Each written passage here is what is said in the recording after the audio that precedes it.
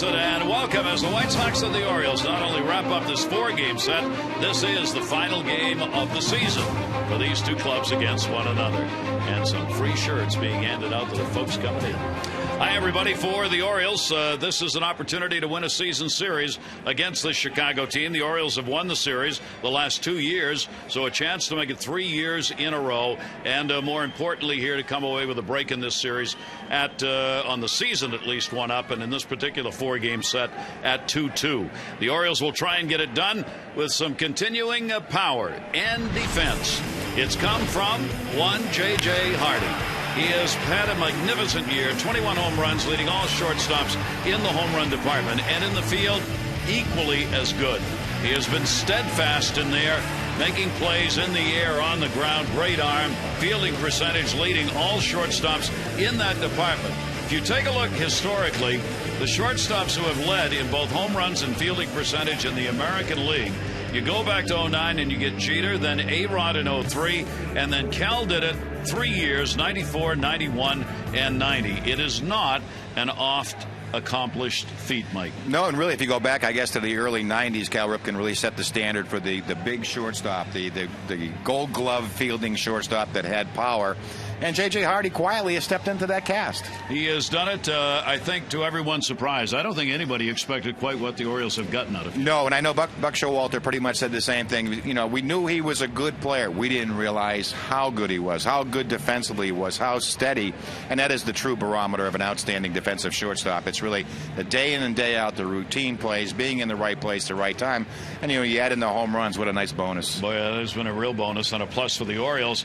Now the continued shot at a spot in the rotation continues. It's going to be that way for the rest of the year for the Orioles, and virtually every single one of the starters. Chris Tillman will try and make the argument again tonight. Yeah, there's been 11 different starting pitchers for the Orioles this year. Very high number. Chris Tillman, he's been up, he's been down. He's had some success, and he's had some problems, I think, mostly with pitch count going on. But his last time out, he really impressed the entire staff, using that fastball, getting ahead, only allowed 4 base hits and the 1 walk. And what he really did again was command his fastball, something that he's going to need to do again, certainly tonight, if he's going to tame this White Sox hitting club. And the Orioles continue to take a look at innings pitched. Buck Showalter, though, when it comes to Tillman, really wants him to continue to stretch it out and get him used to pitching as deep into a game as he can go. Yeah, you don't want to be looking for the bullpen in the 6th. You know, that's the whole thing. Buck wants these guys to run deep. You know, let the game determine when you come out of the ball game. All right, Orioles take the field. We are ready to go. The White Sox and the O's to wrap up this 4-game set. We'll see whether or not the power numbers can continue, and we'll talk about the man whose T-shirt name is being given out tonight. Arietta.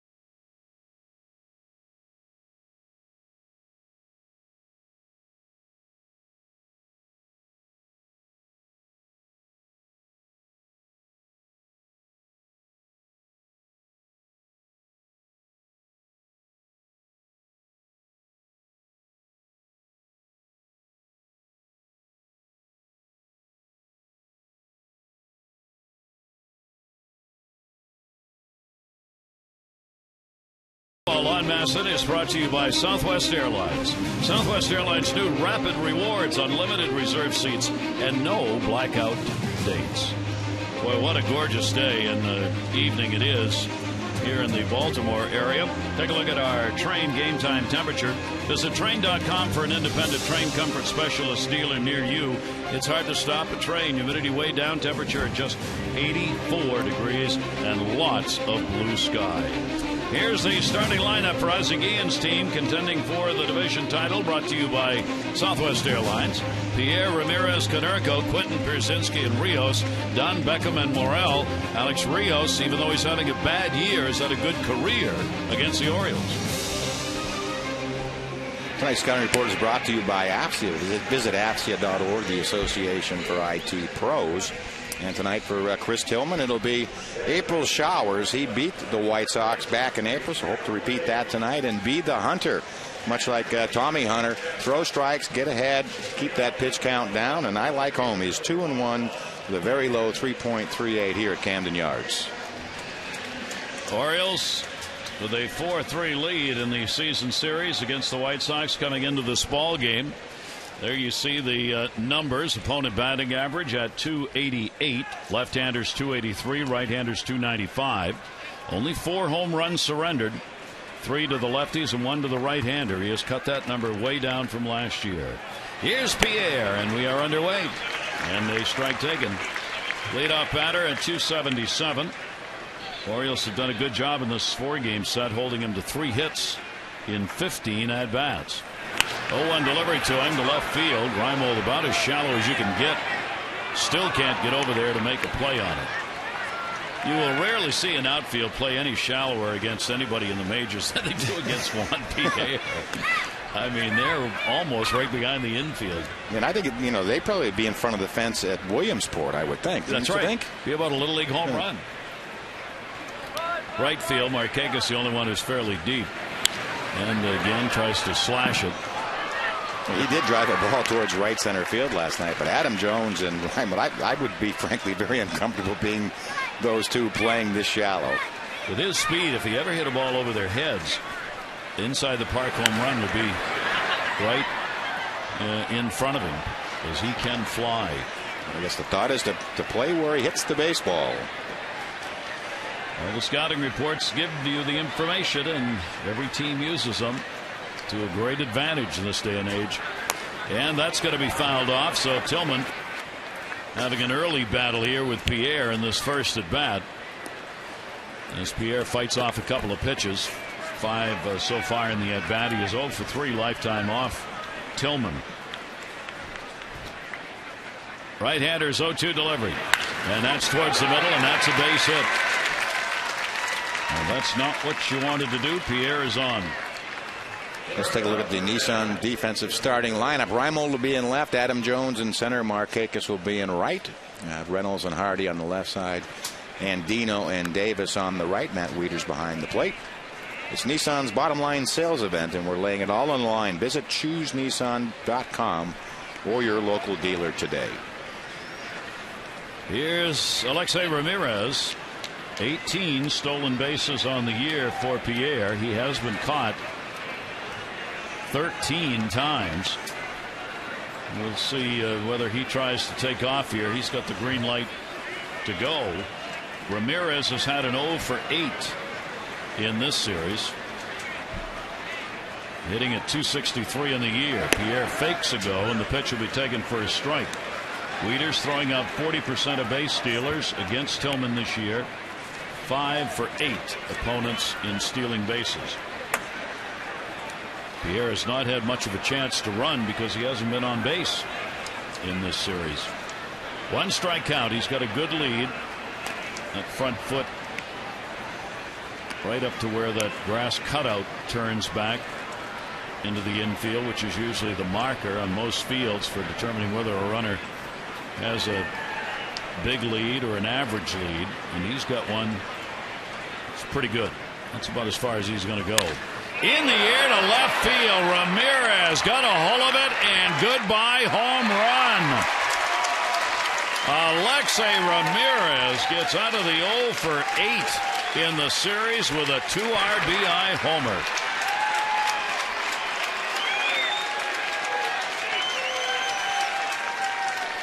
Had been one for his last 15 and really benched last night or rested low middle of the plate, 91-mile-an-hour fastball, and he got the bat head to it, and maybe responding to the off day.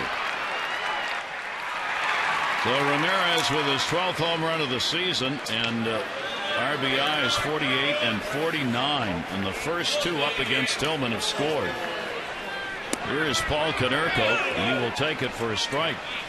We were just telling you how Tillman had cut down on the home runs surrendered. He now has given up 29 home runs in his big league career. 20 of them have been solo shots. And this season he had given up only 5 even with that one. He had gone through a very long streak of not allowing a home run. He went from a game he pitched on April 13. Now granted he had been sent down and called back up a couple of times, but he went through a stretch of about 10 games without surrendering a homer. He has given up 1 in each of the last 3. Konerko will take that on the outside corner. Talking to Paul today about that left calf. They're going to do a scan on it tomorrow. He said he got hit right on the outside of the knee. The nerve has been deadened all the way down his leg. He said, I have no feeling in the outside of my left leg. Does that affect his hitting? Not an iota. It certainly affects his running. He will limp into second base. He's got a double. Just an amazing performance here by Konerko. This injury was July 31. He's been in the lineup and he's still hitting.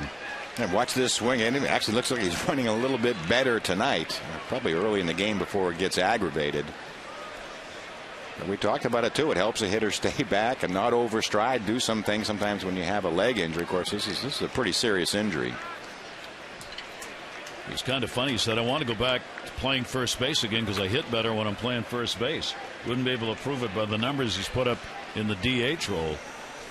So 3 in a row have reached now. That's a homer, a single, and a double for the first 3 hitters. And here is Carlos Quentin.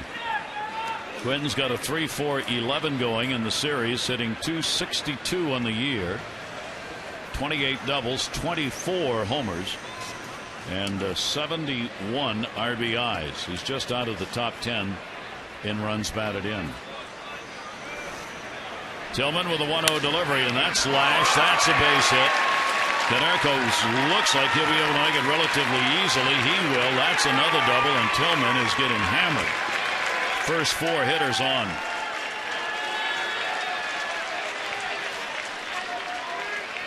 Well, what we see in the series is that the White Sox very early in the beginning of games, they will jump on fastballs. And we're going to get a look at another one here. Low middle of the plate, almost a carbon copy to the one to Ramirez. Just out of the reach. Mark Reynolds at third. Konerko limping in, and the 72nd RBI picked up by Carlos Quentin. Now a discussion at the mound. There, the pitching coach making his way out a whole lot earlier than he wanted to, as Rick tries to get Tillman back online here. And the home plate umpire, Chris Conroy, going out to break it up. And this is probably what we talked to Buck Showalter today when he talked about the pitchers. You know, when they have a good performance, certainly like Tillman's last time out against a very good hitting ball club like the Blue Jays, you know, you want them to be able to repeat it. That's what I want to see. I want them to see them do it again and do it again. You know, much like he was talking about the Brian Mattis minor league start today. I need to see him and want to see him do it again and again.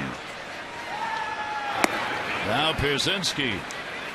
Pierzynski's had a big series. He's gone 7 for 12 in this series on the year now. He's hitting .385 with 2 home runs against the Orioles. Runner at second base and still nobody out. Pierzynski lifts it to right field. Markakis going back. That's over his head. Takes a hop off the wall. Pierzynski will head into second base. That will bring home Quentin. It is a 4-0 ball game. Another White Sox hitter, first pitch swinging. He's only thrown 3 balls in this inning. This 16 pitches, 13 strikes, 3 balls. So he's throwing strikes, just that they're in the middle of the plate. RBI 39. Brzezinski hasn't had a lot of them. 3 doubles, a homer, and a single. And there's still nobody out. And already the bullpen for the Orioles is active as Bergeson gets up. Here's Alex Rios. Rios 4 for 13 in the series. Mike was talking about the start that Tillman had against the White Sox back on April 30. He gave up just 1 run on 6 hits in 5 innings. He was coming off a groin strain problem. He hadn't pitched since April 18 and had a real good outing. Down the line in right field, Markakis with a very long run, and it'll be a foul ball.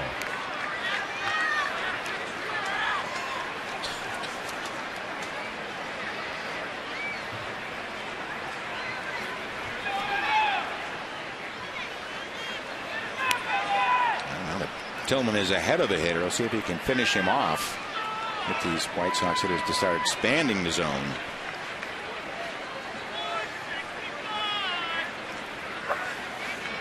RBI chance for Rios. And fouled away. He again was reaching out for it. Rios has had real good numbers against the Orioles, hitting .345, 7 RBIs, and 7 runs in the last 7 games that he's played against the O's. 2-strike count.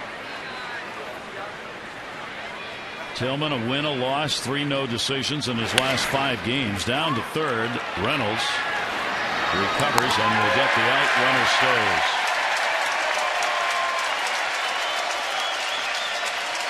It just seems like we have an inning like this. None of the outs come easy. Mark Reynolds has just made 1 error over the last month plus. Good to get the first out into the books, even though it took a while. Here is Adam Dunn. Dunn still in the lineup at first base because Konerko can't play there. Continues with that .163 batting average. 13 doubles, 11 home runs, and 40 RBIs on the season for Dunn. He's 1 for 2 against Tillman. And Dunn will take the pitch, which will miss. And the count will go to 2-0. Yeah, 1 for 7 in the series. Had a base hit at his first at bat. Sort of a little flare into left field. He's not really hit the ball hard the entire series. You know the confidence level has got to be just about 0 or a minus number for Dunn. Trying to figure out what's going on after 7 consecutive years of 100+ RBIs and 30+ homers. 3-0 delivery to him. That is laid in there. And the count will go to 3-1. Runner at second base, Brzezinski. Beckham waiting on deck. As the White Sox, who had their win streaks ended yesterday, they'd won 5 in a row overall and 7 on the road prior to the loss last night. Dunn will take it. Oh my gosh. That may be worse than any of the hits. He just walked a guy hitting 160. Tonight's mobile word of the day is home run. Text home run to 29292 right now to be entered to win tickets to Brian Roberts Baseball Bash. Stay tuned for O's games on MASN all week long for more chances to win.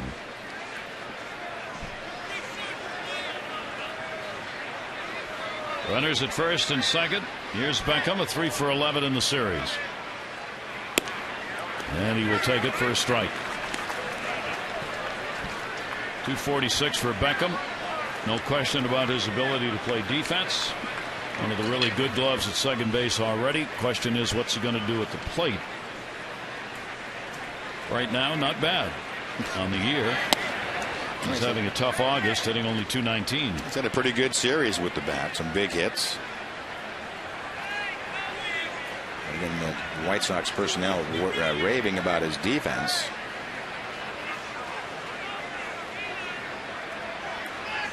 One ball, one strike. He'll get ahead of him, a ball and 2 strikes. Tillman with a fastball clocked at 92 here at the yard. 28 pitches. thrown in the first inning so far, and only 1 out. Yeah, threw just 93 to get through 7 his last time. And Beckham swings through it. Good location on that one. First strikeout for Tillman. 2 down. Let's take a look at this 1-2 pitch. Actually, it looks like a backup breaking ball. Stays out of the zone and gets Beckham to chase. Brent Morrell, the young third baseman, stands in. White Sox have batted around. 2 on, 2 down. Morrell's 3 for 12. Breaking ball will be bounced. 3 for 12 in this series. He's delivered 11 doubles, 2 home runs, a couple of stolen bases. Morrell in his 83rd game. He's had 267 at bats on the year. Tillman's pitch will be high. Tillman falling behind on the count on hitters too here. It's another 2-0 count. Yeah, what happens is the number of the top of this White Sox order hitting the first pitch, you get a little tentative to throw strike 1. Try to make it perfect. 2-0 delivery will be popped up to shallow right field. Markakis long run. Andino coming over to help. Nick will get there and put it away. So the White Sox bat around, and they have a 4-run, 5-hit first inning. Tillman will go back, regroup, and the offense will go to work.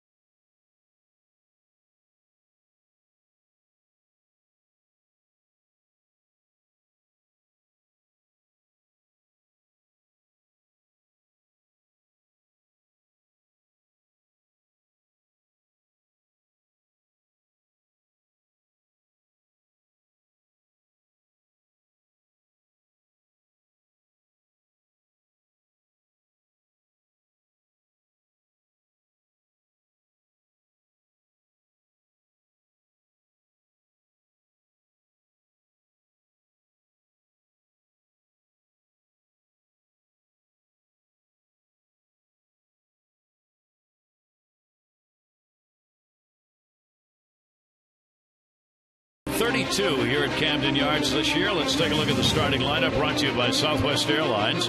Hardy, Markakis, Jones, Guerrero's back in. Wieters, Reynolds, Davis, Reimold, and Andino. For Vladdy, you can see why he is back in with Burley on the mound. And J.J. Hardy up, and the pitch will be taken down low, or in for a strike, sorry. Hardy back in the leadoff spot. What a series he's had. 7 for 14 off the end of the bat to Beckham. 1 out. Let's take a look at the AFC Intelligence Report. Open up the Burley Gates. He has been nothing short of outstanding. 3 runs or less, earned runs or less in 17 straight starts. One of the hitters he's had trouble with in the Oriole lineup, but Vladimir Guerrero back in, hitting .361, 4 homers and 6 RBIs against Burley. Also 7 walks, and he just finds a way to beat you. Outstanding curveball this year, but he is Mr. Consistency. Burley will get it in for a strike against Markakis. Nick has a .444 batting average against Mark Burley with 1 home run. And Markakis will foul that one away. So the Orioles could not have a much more difficult climb to get down 4-0 in the first inning against a pitcher who for 17 starts has given up 3 or fewer runs. Yeah, you really are tempting fate. Yikes. Right field, right at him. Quentin's got it. 2 down.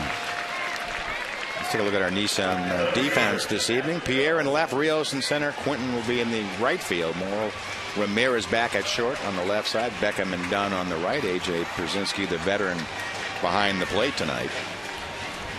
Orioles continue to go on the tough side of the left-handed starter games, now 11-24. When a left-hander starts, the second worst win percentage in the majors against left-handed starters. Here's Adam Jones. He takes a strike on the outside corner.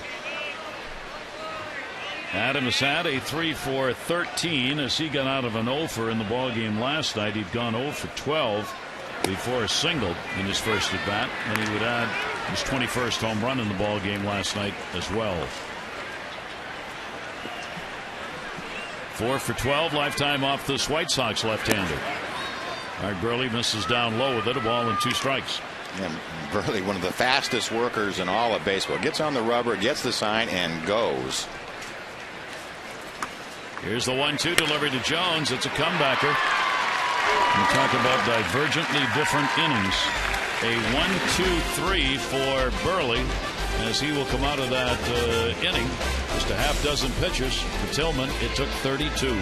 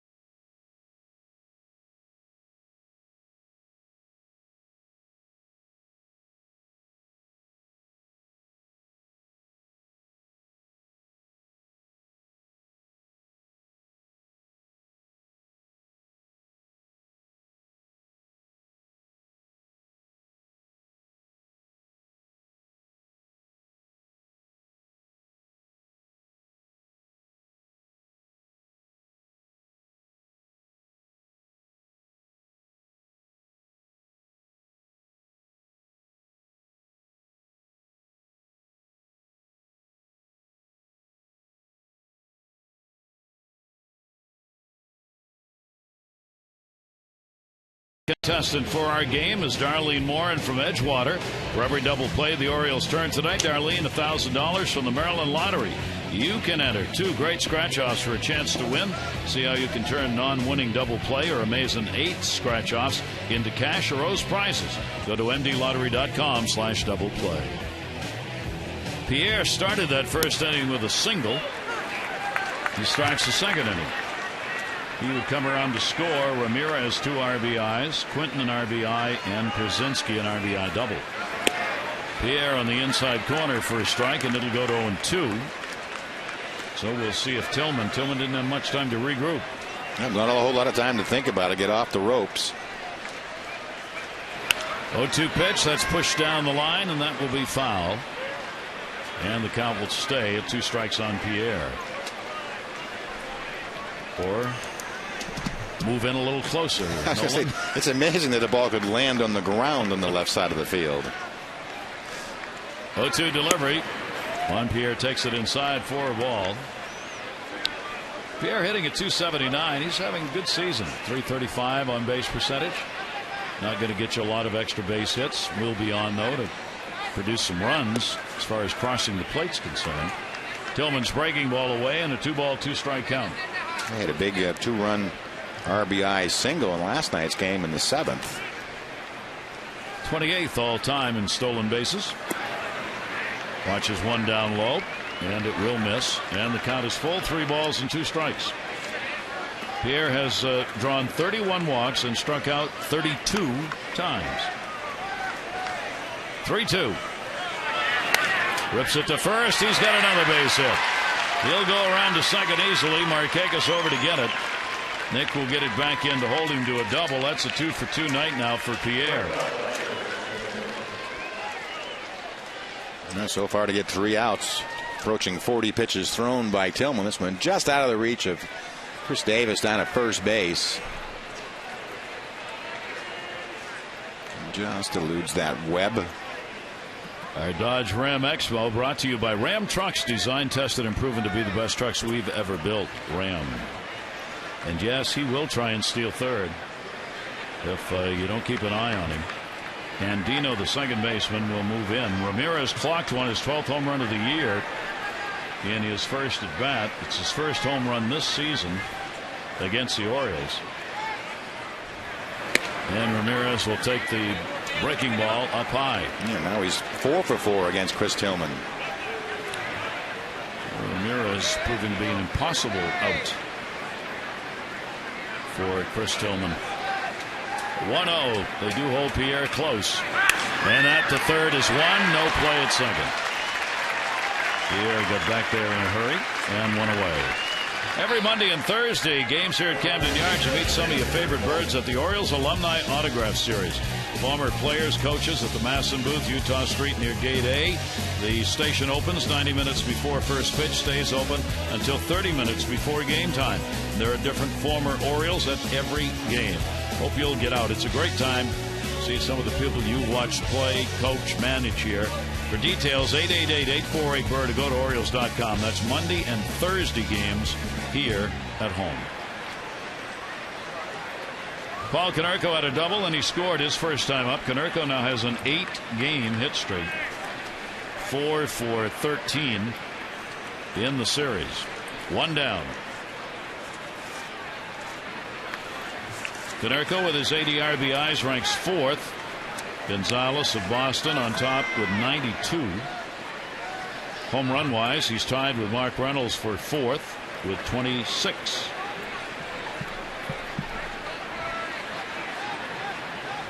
A lot of time looking back. Andino moving in towards the bag on Pierre.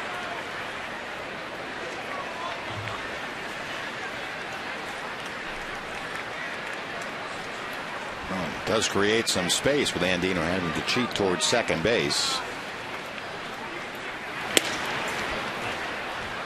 Konerko will take it, and it is a ball.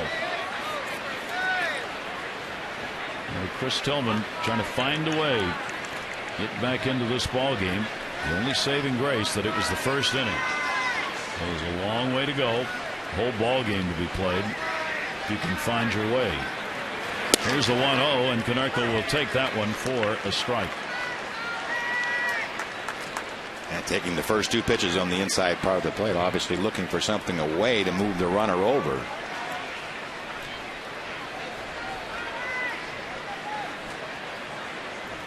Pierre tempting Tillman at second base as he edges his lead half a step at a time and then gets him to turn around. Tillman here in this ballpark, his home yard at Camden Yards. 4 wins, 5 losses. 16 starts here. Went over a year between wins from August of 09 to October of 2010. Orioles have won 10 of the 16 starts he's made here. Fooled him on that one. He didn't get a good cut on it. And a 1-ball, 2-strike count. One of those situations where Konerko will guess wrong. Sitting on a pitch. Much the professional hitter. We also talked about this a lot. Young pitchers having difficulty in the first inning. Now 12 of the 37 runs or 39 runs allowed by Tillman in the first inning. Konerko's 3rd in the league in homers off right-handers. He's got 21 inside, 21 off right-handers, 5 off left-handers. Count is evened up at 2 balls and 2 strikes. The White Sox looking to take 3 out of 4. Pierre getting the lead off second base. The White Sox are 4 games behind Detroit. Tigers have lost 3 in a row. Cleveland's won a couple. That'll bounce away, and it was fouled off. So it'll stay at 2 balls and 2 strikes. White Sox will head home to play Kansas City. The Orioles will stay right here with a series coming up against the Detroit Tigers. So the Orioles having a say in these series regarding the standings in the Central. Detroit and Cleveland are finishing up their series tonight. Tigers have an early 3-0 lead. Yeah, all three of those clubs 5-5 over the last 10. KONERKO with a 2-2. And that's going to be inside. So the count again is full. 3 balls and 2 strikes. This is kind of getting off the ropes. The first inning threw a lot of strikes, which was the successful formula last time out. Gave up some hits and runs, and now he's trying to I guess, pick at the corners, and now is falling behind and approaching 50 pitches thrown. 3-2 delivery. KONERKO will take it, and he's on with a walk. That is the second walk surrendered by TILLMAN. 2 on, 1 down. And Quentin coming to the plate. And for Buck Showalter, a long ball game already. By no means out of reach because we're only in the second inning, but yeah, and that's a walk he probably doesn't mind a whole lot because it creates problems on the bases. At least now you have a chance for a double play as slow as KONERKO has been able to get around. So that's, but I'm not sure that was the thought process with Chris Tillman. Yeah. Carlos Quentin had an RBI double and scored first inning. We'll take that pitch up high. Quentin now at 263. Ferguson has been up twice in the bullpen. And I guess what you would think is that he's, after this time up, he's going to be in the game. Pitch count so high. 1-0 delivery. And he has had a number of 2-0 counts in the game. So it seems kind of amazing how aggressive the White Sox were the first time through the order, and second time through. It's as though they've adjusted ahead of Tillman. Yeah. Knowing he was going to throw strikes the first time around and swinging, knowing he's trying to get them to swing at balls this time, and they're not. That will fall in for a strike and a 2-ball 1-strike count on Carlos Quentin. Yeah, really, you're right. He's trying to throw breaking balls to get through this inning. Here's a 2-0 breaking ball. Quentin is 7th in the league in homers with 24, 10th in slugging. Hit by a pitch 22 times, the most in the league. 2-1 delivery to him. Quentin takes that one down the line, and that'll be foul for a strike.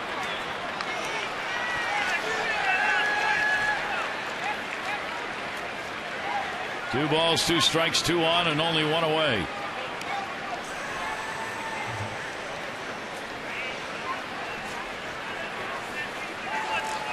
Yankees beat the Angels today. A lot of day games. 6-5 was the final in their day game. Yankees trying to get back against the Red Sox. A game out again. Red Sox idle.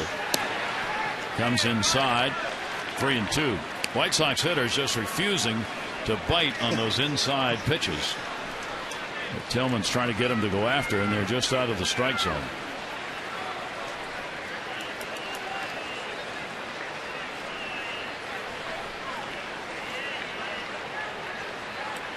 Quentin will back out.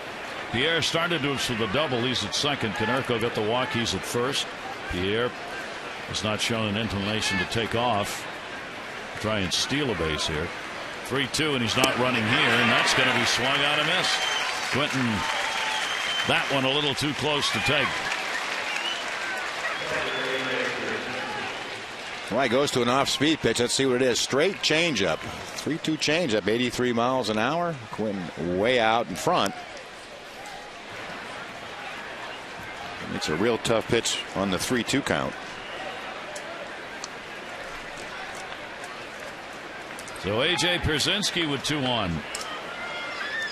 Pierzynski about 30 points better against right-handers than left-handers this year. Pitches in there for a strike. White Sox hoping he can add more RBIs to his totals than what he's had so far. He's picked up one in this game. He got a double his first time up. 39 runs batted in on the season. Pierzynski back into the screen, and it's 2 strikes. He swung the bat this series, came in. All the reports were he's cold as ice, 0 for 12, and he's had a real big series. Again, the White Sox thought that Adam Dunn would be hitting somewhere around the middle of this lineup, and now because of the poor seasons by both Rios and Dunn, Pierzynski's moved into that more traditional RBI spot. Here's Adam Dunn. Here's the 0-2 delivery to him, reaches and fights it off. That is one of the problems the White Sox have right now, and Mike's talking about, is there isn't anybody behind Quentin that is driving in runs or putting up the numbers they'd like to have in that 5 spot. Ozzie Guillen's just got to hope that Pierzynski, Rios, or Dunn is going to be able to come through.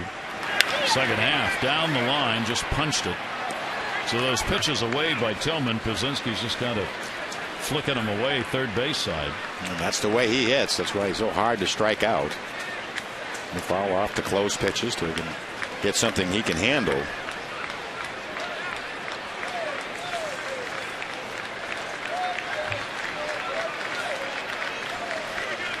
0-2 count. Runners off first and second again.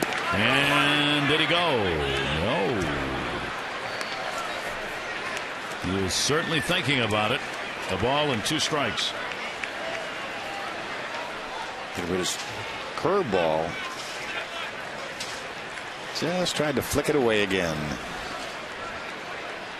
Tillman with a 1-2 delivery time. Pierzynski down to first base. That'll go to Davis. And that will retire the side. No runs, 1 hit, no errors. 2 are left on base. Gorgeous summer night at Camden Yards. White Sox with the early lead.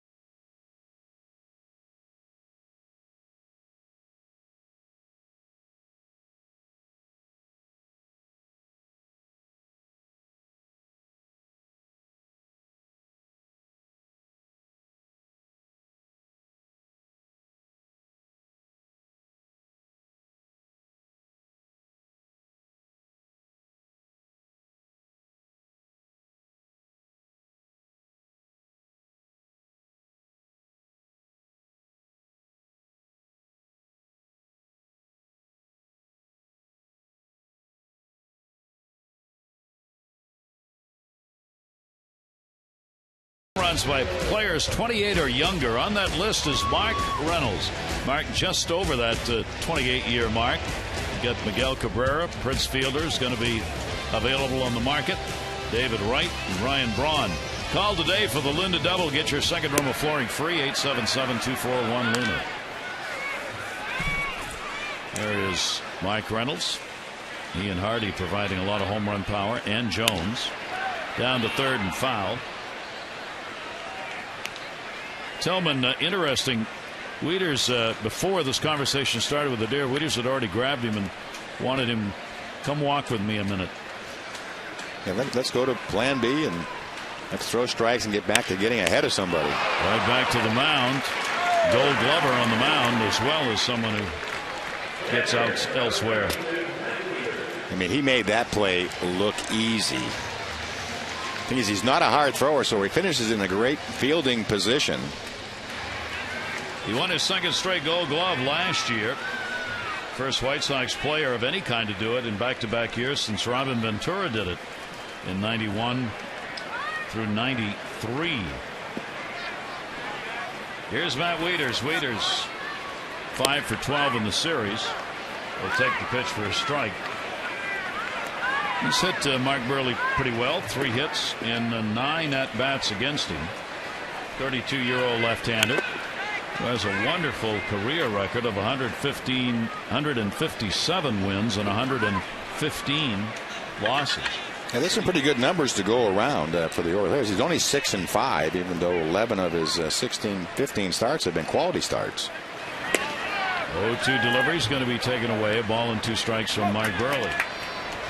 Yeah, Burley's the only pitcher in baseball history to have thrown multiple no-hitters and won multiple Gold Gloves. In the air, left center field. Pierre will come over, and he's got it. Leaders is retired. Tomorrow, the Detroit Tigers will be in town. Birds and Tigers, first of a 3-game weekend set. Hope you'll gather up family and friends, get to the yard. Should be a beautiful weekend weather-wise, and see the Tigers, who also need some wins. 888-848-BIRD, Orioles.com as the O's try and affect that Central Division race. More importantly, just try and put some wins on the board for themselves. A strike on the inside corner to Mark Reynolds. Reynolds has not had a hit in 13 at-bats in this series. Average dipping back down again, 214. He'll foul that one out. Burley has given up 14 home runs, 5 to lefties and 9 to right-handers.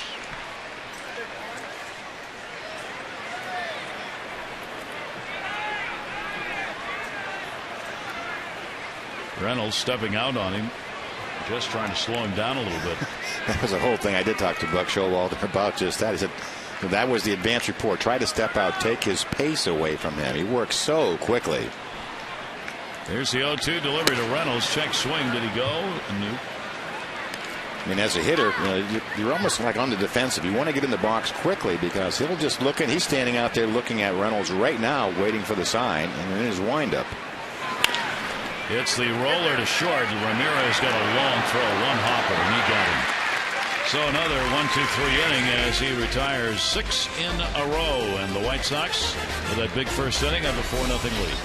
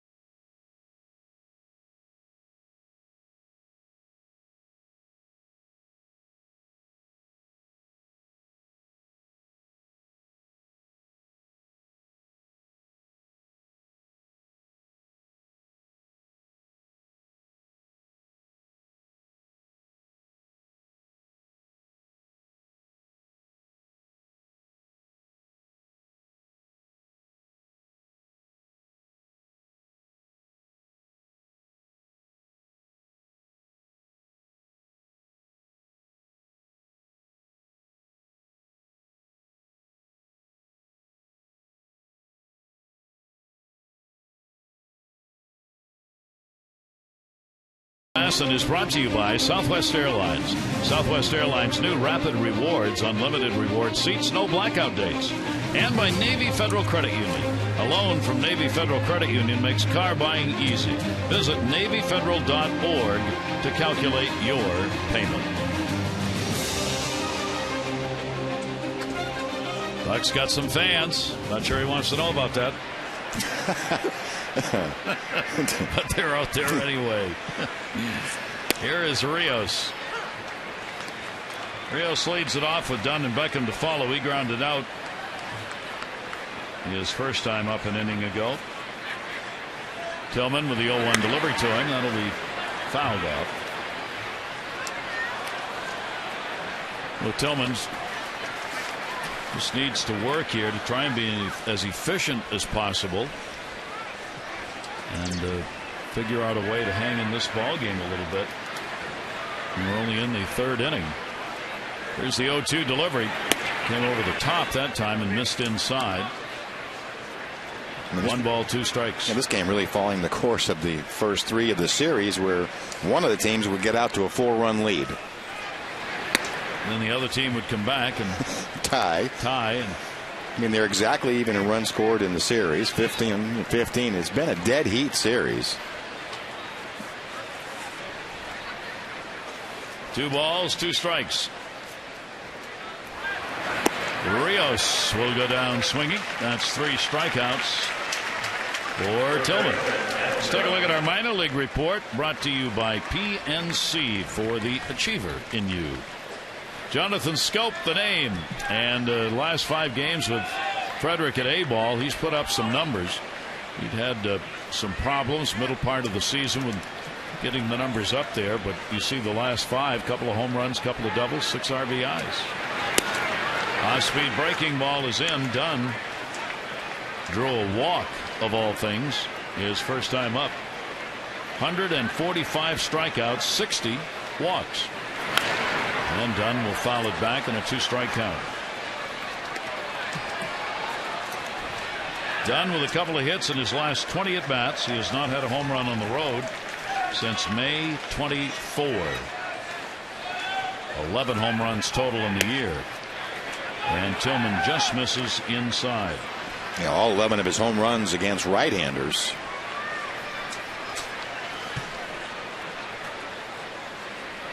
Here's the 1-2 delivery. He will take it inside. 2-2. Tillman, 69 pitches thrown. Dunn leading the league in strikeouts, headed to a 200-plus strikeout year. And that pitch is taken away. So Tillman again will go 3-2 on Dunn. Oh, that's the spot that the Oriole pitchers have stayed away from Dunn this whole series. And walked him again. Unbelievable. 3 walks, and Dunn's got 2 of them. Time for our AT&T Mobility Trivia Fact. Did you know since 1919 there have only been 2 players who've had 15-plus games in one season with 3 strikeouts and no hits? You're looking at the record holder, because in addition to those numbers, Adam Dunn has now done it 17 times. Mark Reynolds 16 in 09 and 15 in 2010. Games in which you had 3 strikeouts and no hits. Adam Dunn now holds the record. And that's a very high number, 17 times. 3 strikeout games.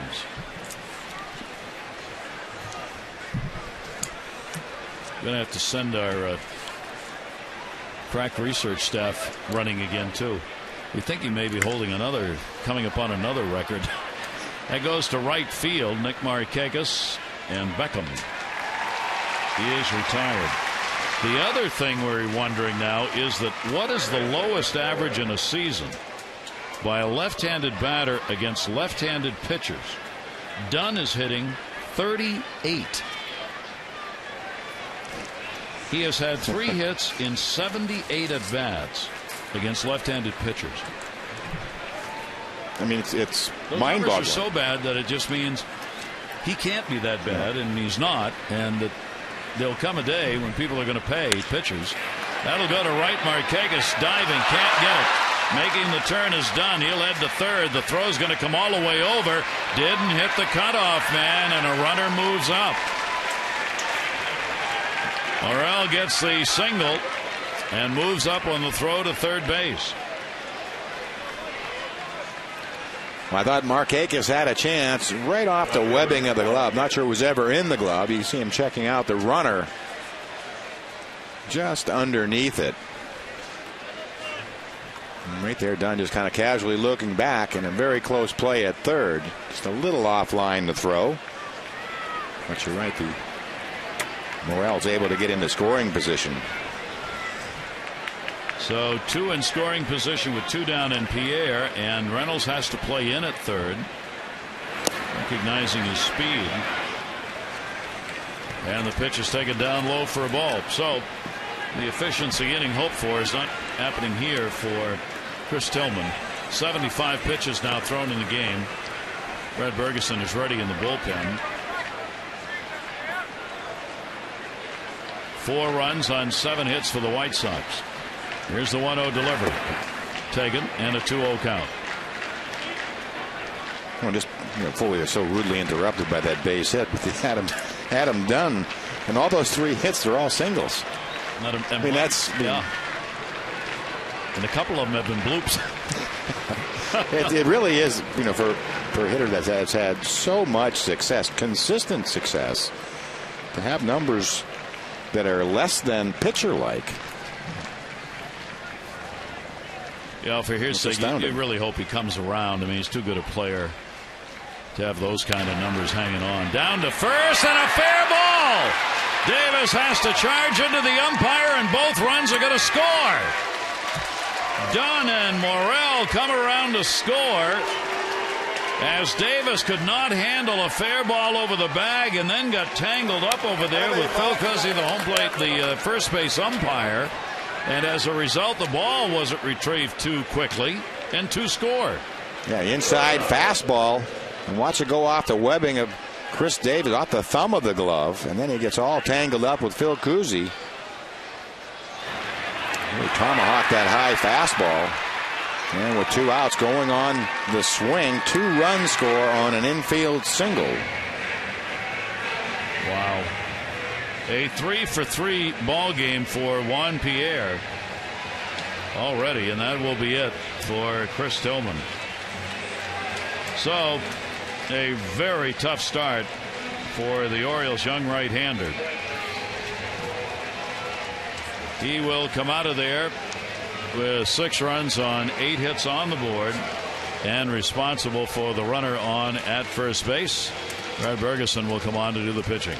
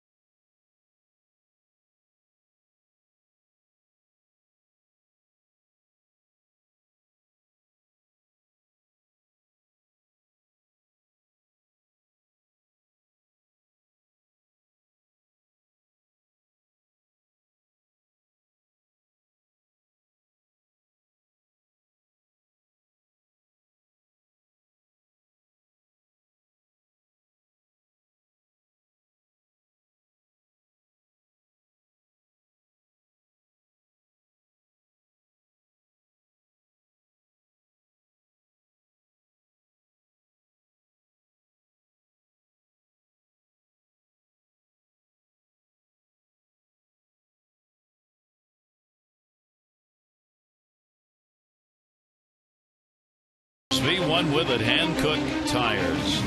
4 runs on 5 hits off Tillman in the first inning. And the game started flowing the White Sox way right from the get-go as the first 5 reached base and the first 4 scored. And with that, Brad Bergeson will come in as the long man tonight. 13 starts or 12 starts on the year, 2.7 ERA, about 5.5. He does have a complete game to his credit. 82 innings, approaching 100 hits. 25 walks, 51 strikeouts for Bergeson. He's allowed 12 home runs in those 82 innings of work. He has Pierre on at first base with the 2 RBI single that he picked up, and as we said, a threat to steal. Pierre now has 32 runs batted in. He's got 2 singles and a double in the ball game and a run scored. Only the 3rd inning. He's had a game worth of numbers already. Pitch will be outside for a ball. ALEXEI Ramirez. He's hit a home run in the first inning, a 2 RBI homer, his 12th of the year, and he has lined out.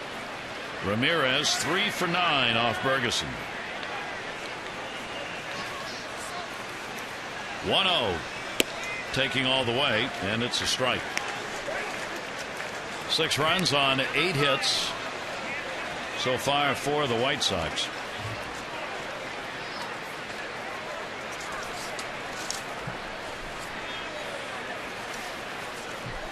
There goes the runner, and fouled off. And probably fortunate for the Orioles, Ramirez went after that and fouled it off as Pierre had a pretty good break. Had it stolen, not checking back to see what was going on the plate. Straight steal. 2 outs, trying to get into scoring position. A lot of times you see a lot of steals, 1 and 2 count, 2 outs. It's one way if you're thrown out, you get a fresh at bat for Ramirez the next inning. Ferguson, good lead at first. Runner not going in the dirt. Wieters, nice stop. And that will hold the runner at first base. Walk in the inning to Dunn with 1 away. That run, that's one of the runs in the inning. Morel had the single. And then Pierre brought him home with that infield base hit, which I guess is another infield hit to be tacked on to the league leading numbers he has put up this year. Kind of a strange infield hit, but that's what it was, bouncing off Davis's glove and going into foul territory. Pierre will have now has 34 infield hits. Yeah, it's kind of amazing. The Orioles did a nice job on Pierre about the first 3 quarters of this series, and now he's 5 for his last 6, going back to the 6th inning of last night's game. He was going. Tag couldn't be put on quickly enough as the ball was in the dirt in front of the bag. Davis had to make sure he got it. But Pierre was definitely off. Yeah, it does tell you how quick he is. He didn't have that little flinch towards second. That's something Brad Bergeson was working on when he went back to the minor leagues, being quicker. 2-2, runner goes down low. Wieters throw in front. Stolen base. So Pierre picks up the stolen base, his 19th of the year. Let's go back and see the quick throw by Bergeson. That tells Pierre just how big a lead he can get. And right here, as soon as he lifts the left leg, he is off. Straight steal, no look back to the plate, and no chance for Wieters. Stolen off at Bergeson. And that will be outside, so Bergeson comes on and walks the first man he faces. That's 4 walks White Sox have picked up in the game. And KONERKO will have runners at first and second. KONERKO came up with the bases empty, got a double in the first inning after the Ramirez homer. He drew a walk in the second. Now runners on at first and second. KONERKO 296 with runners in scoring position.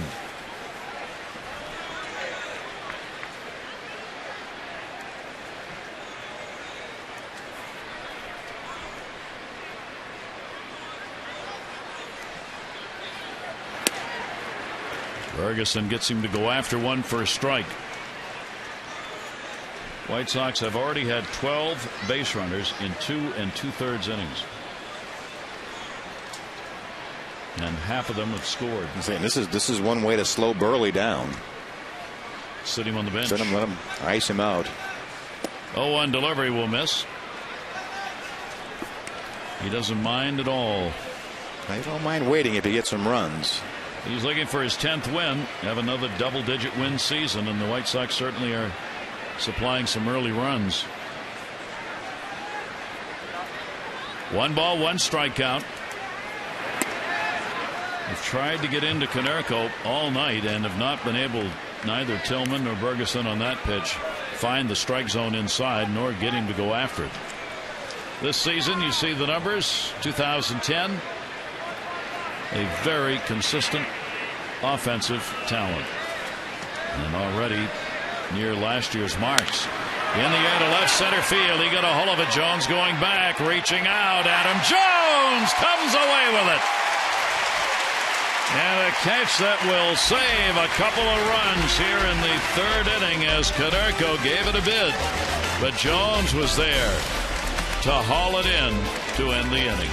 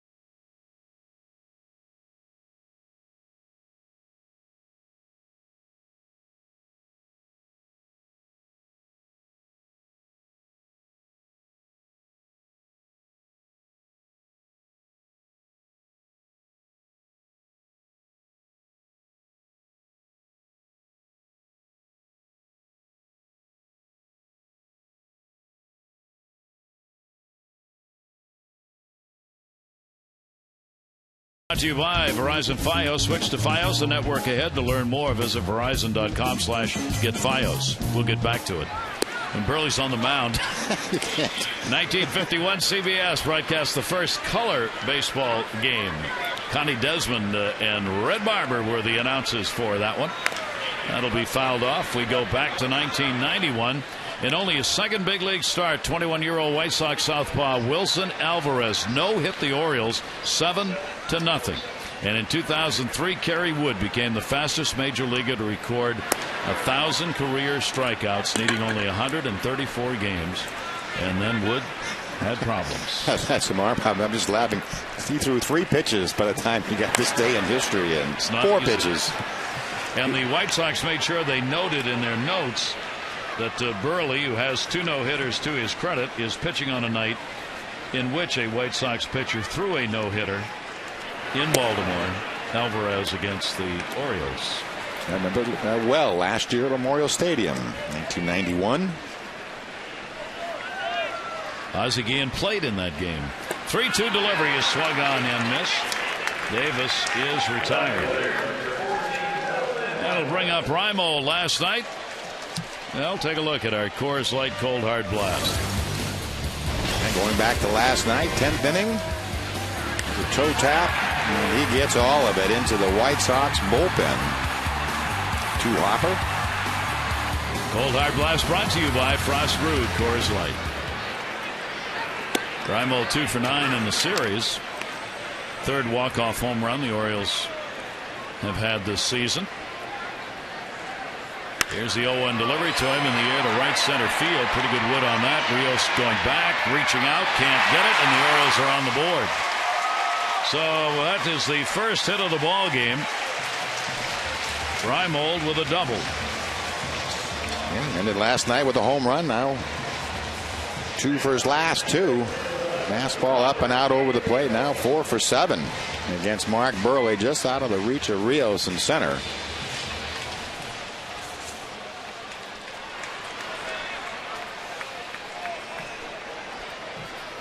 A 6-0 ball game that the Orioles need to start chipping away at. Here's Andino. He will take the pitch away. Andino 0 for 5, lifetime off Mark Burley. This is the Orioles' first base runner after Burley retired the first 7. Andino frozen by the off-speed delivery. Andino hitting .330 off left-handers. 106 points higher than against right-handers. 1-1. That'll miss inside. The 2-ball 1-strike count.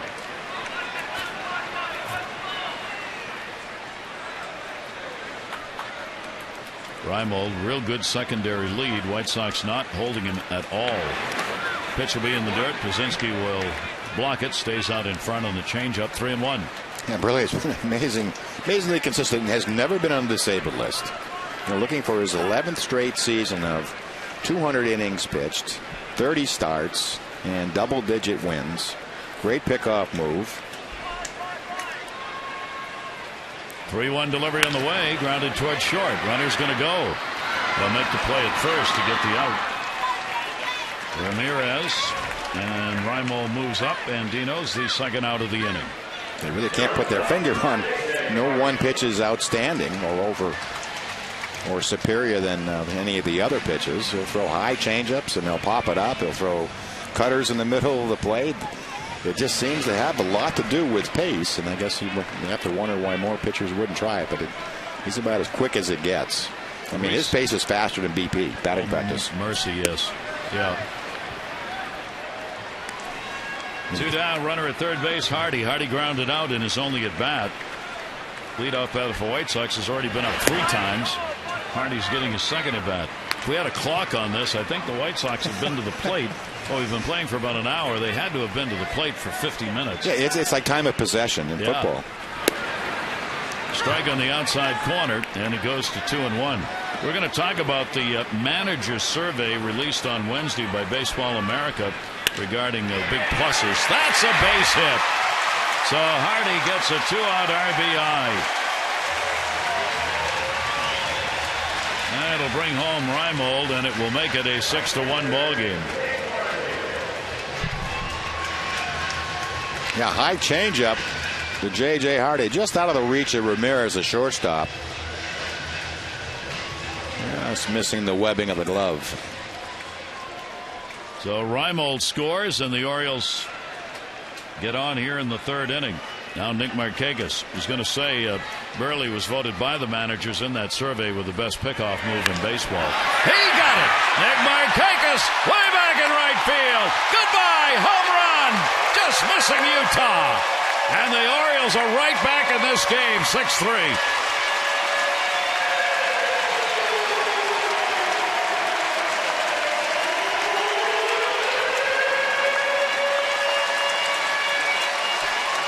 And that is the first home run of the year for Markakis against a left-hander.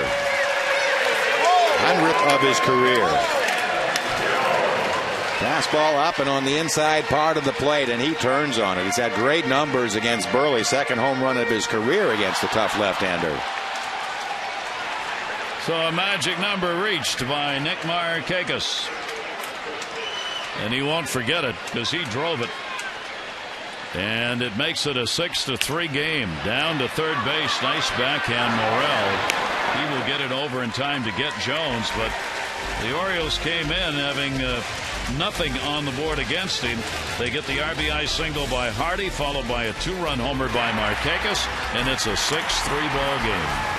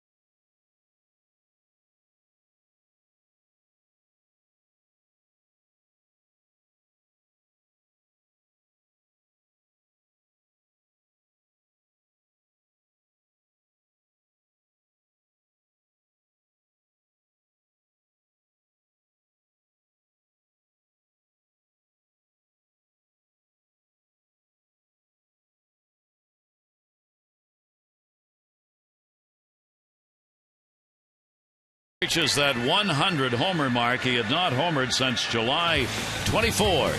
His first one, April 5 of 2006. That was home run number 1. And now tonight, Nick Markakis has 100. 57th in his career here at Camden Yards. He is the active club leader in home runs here at Camden Yards.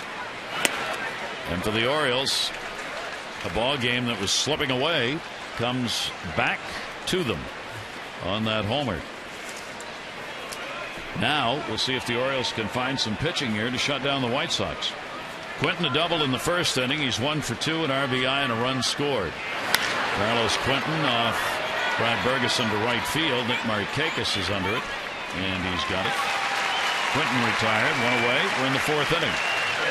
6 runs, 8 hits for the White Sox. 3 runs, just 3 hits on the board for the Orioles. Neither team has committed an error. The Orioles haven't left anybody on base. 6 have been left on by the White Sox. And Buck Showalter's team starts the uphill climb.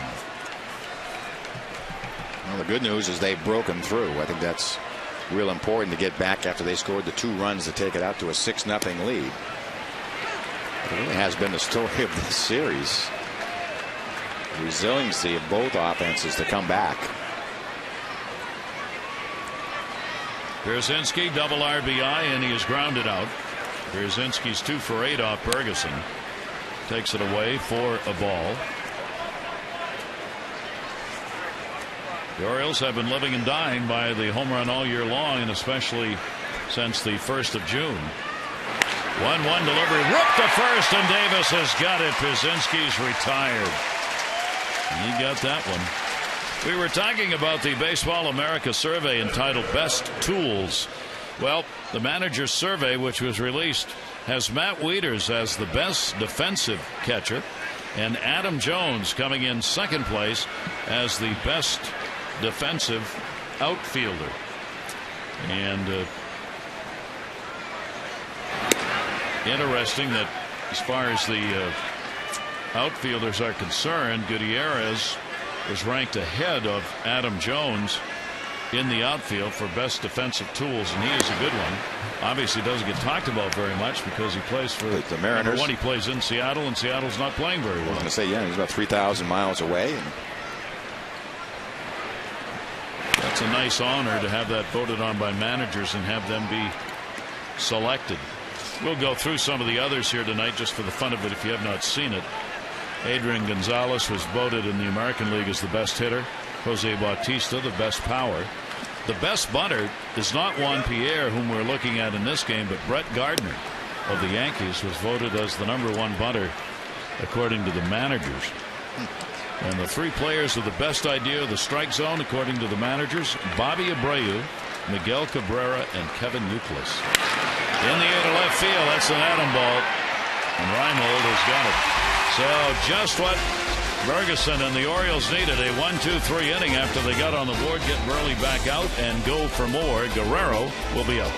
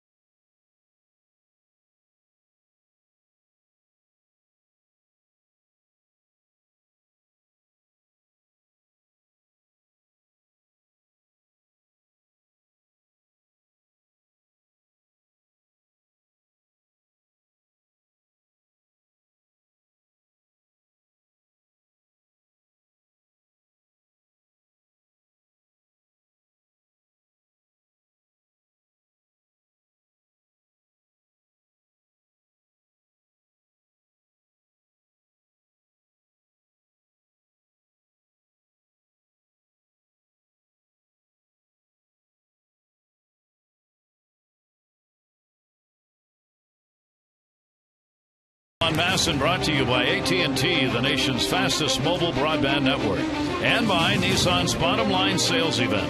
Tremendous selections, great offers, bottom line savings.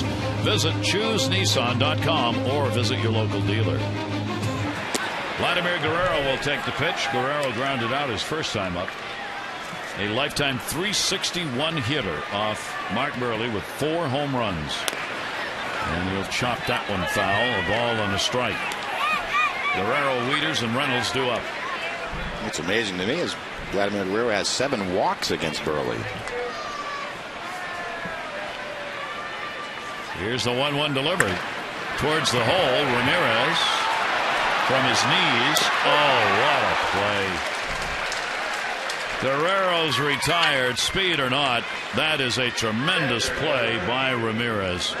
Yeah, Buck Showalter talking about Ramirez's range. Here he hit one right up the middle, almost dead straight up the middle. He is there to make the play, and we've seen the other ones in the hole towards third base, so he seems like he's covering from second base to 3/4 of the way over the third base. May have hurt his arm or shoulder on that as he dove. Got up a little slow, and you see him stretching it out a little bit. He can play at shortstop. Here's Matt Wieters. Wieters will take it inside for a ball. Flied out to left his first time up.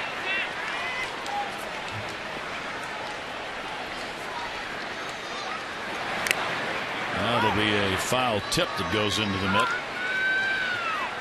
1 ball and 1 strike.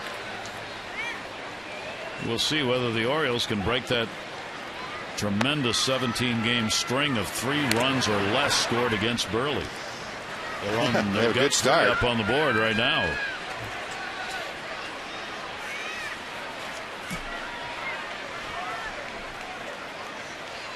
Adam Jones and the skipper. If you ever need anyone to talk to, Adam's more than willing to join in. Here's the 1-2 pitch, and he got him. Burley gets his second strikeout. Saturday, be in your seats by 6:35 for special pregame ceremonies. Former O shortstop Mike Bordick inducted into the Orioles Hall of Fame, and longtime head athletic trainer Richie Bancels is going to receive the Herb Armstrong Award. Special evening Saturday. For tickets, 888-848-BIRD or Orioles.com. Ceremonies 6:35. There's Richie, the Orioles trainer, and Mike, who's the bullpen coach for this homestand. He is not going to go on the road. It will be another bullpen coach when the Orioles head out west. A little bit different for the former shortstop, future Hall of Famer. 1-0 delivered. Fouled off by Reynolds, who grounded out his first time up. 1 ball, 1 strike. We're in the bottom of the 4th inning.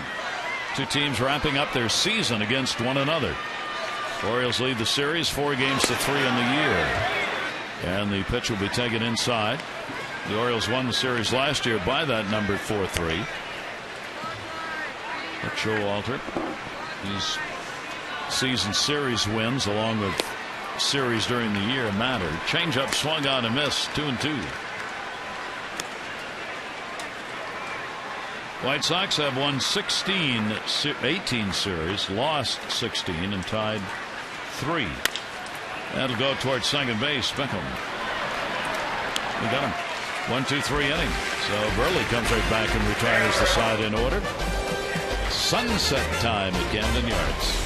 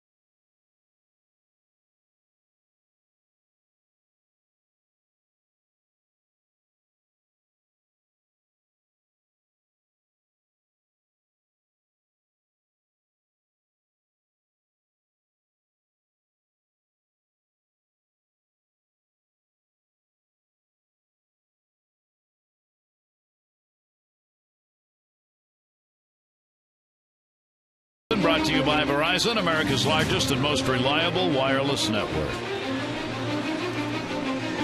Good ball game, 6-8-0 for the White Sox, 3-3-0 for the Orioles. We go to the 5th inning. Tillman would last only 2 2/3 innings of this ball game. First ball hitting into the shift, third baseman Reynolds. Mark will make the play. Dunn is retired. He's had 2 walks and a ground ball out, 1 away in the 5th inning.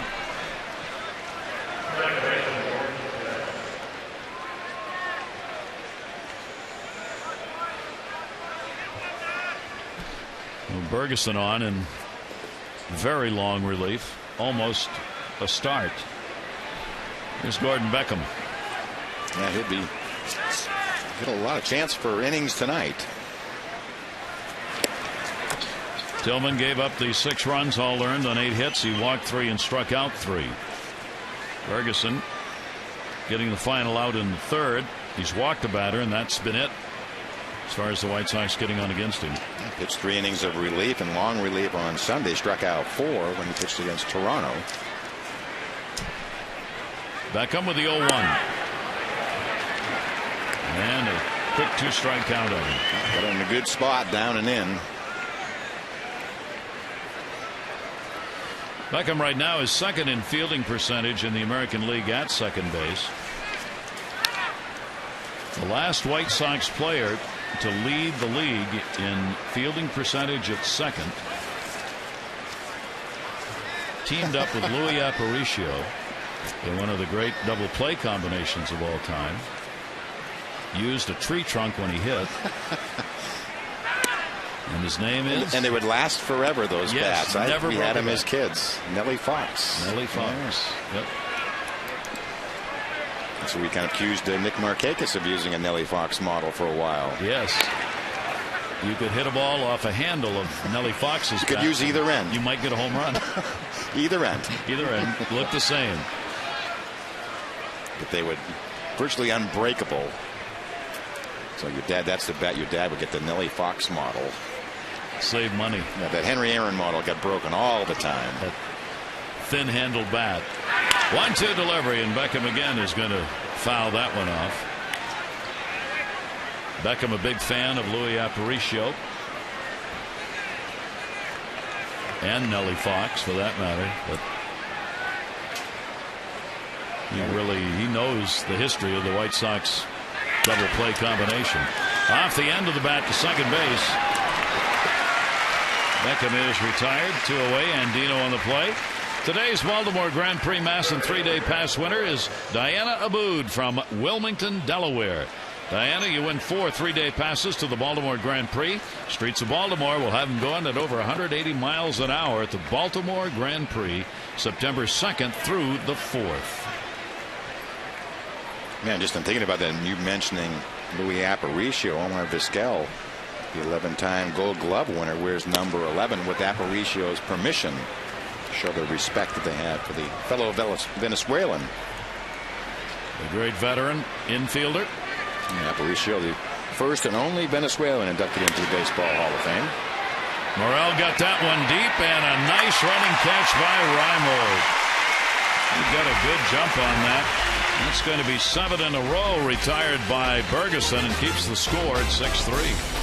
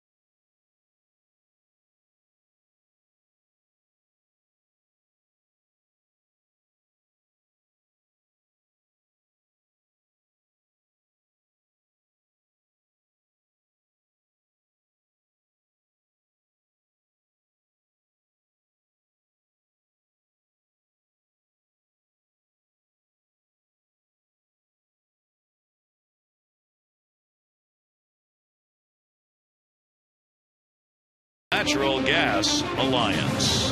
Nick Markakis part of this game flow with a big 2 RBI homer that accounted for runs 2 and 3 and put the Orioles right back in it. Gary Thorne, Mike Flanagan here.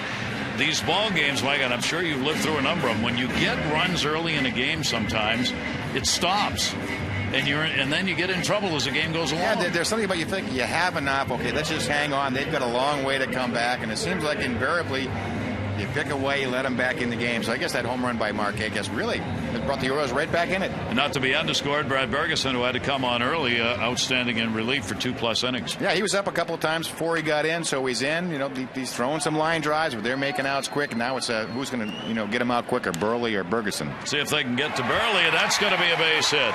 So Chris Davis leads it off with a single. Quentin will get it back in, and the Orioles have their 4th hit of the ball game. Leadoff man on here in the 5th. A low and away breaking ball from Burley. And Davis, another one of the Oriole left-handers, hitters. Pretty good track records against Mark Burley, the tough left-hander. And Davis had been 3 for 6 with a home run against Burley. Inching closer to getting the potential tying run to the plate. Reimold delivered a double and would score in the 3rd inning. The first hit the Orioles had after 7 in a row had been retired by Mark Burley. The 0-1 delivered. Reimold, that's in the dirt. Przinsky with the block. Well, let's see if the Orioles can mount the comeback again. They had the White Sox mount a comeback against them. Ball game last night sent it into the 10th inning, and the Orioles winning it on the Reimold homer in the 10th. Tonight, 6-0 lead before the Orioles were able to get her going, and a changeup swung on and missed. 1 ball, 2 strikes on Nolan Reimold. Reimold .211 against left-handers, .218 against righties. Davis at first base. That has one of the best pickoff moves in the game, or maybe the best pickoff move in the game. Has 7 this year. That's a high number. You know, when you pick off 7 guys and they know you have a great move, you have a great move. As we said, rated #1 in that manager's survey, and the pitch will be taken inside. Now the Orioles trying to get to Burley and get above that 3-run mark. Something has not happened in the last 17 games. Swung on a miss, and that'll be strikeout number 3.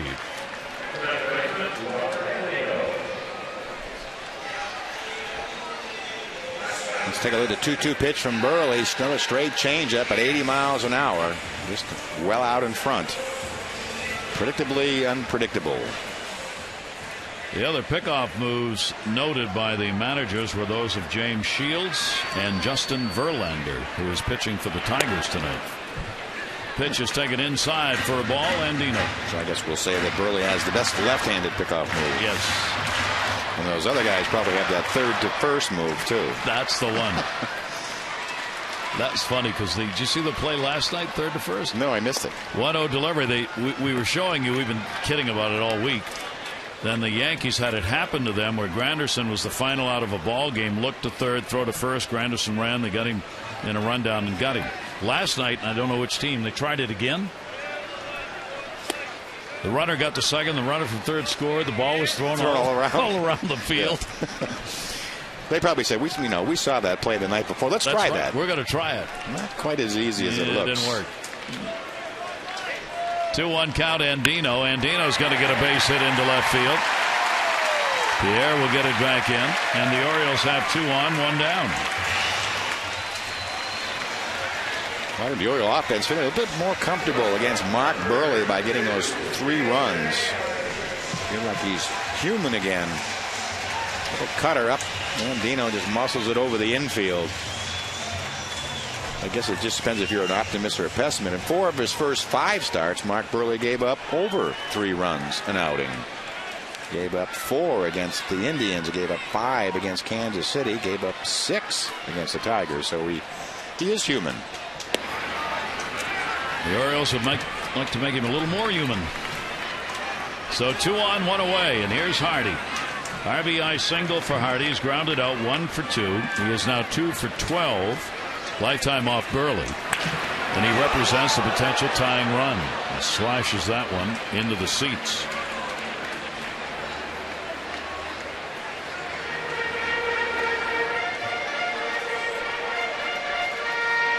Burley's lifetime ERA against the Orioles is 2.78. It is the best ERA he has against any opponent in the American League. And the Orioles have already gone above that with the 3 they've put up on the board. Yeah, they've ruined a few streaks for Burley already. He had a streak of 49 straight starts of going 6 innings. They ended that in 05. 1-2 delivery. Hardy off the end of the bat. But they didn't do it really by knocking him out of the game. He was ejected by home plate umpire Brian Gorman after hitting B.J. Surhoff with a pitch.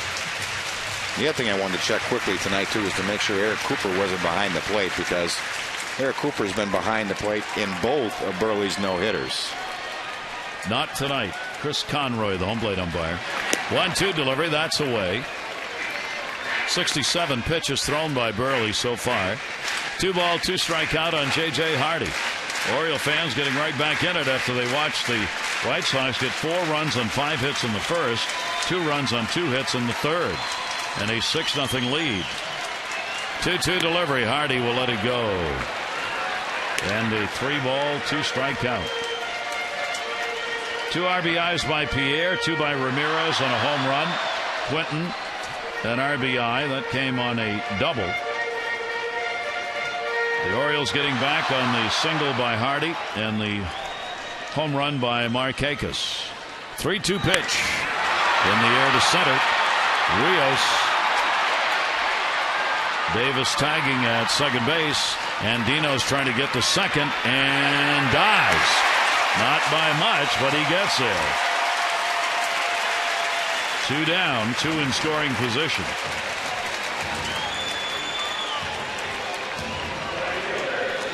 So Nick Markakis will get another chance. Take a look at our American League leaderboard, brought to you by Hollywood Casino at Charlestown Races. Action-packed table games, red-hot slots await at Hollywood Casino at Charlestown Races. 3+ hit games in the American League this year. Gonzalez leading with 20. Then Young, Ellsbury, and Nick Markakis tied with Dustin Pedroia on that list.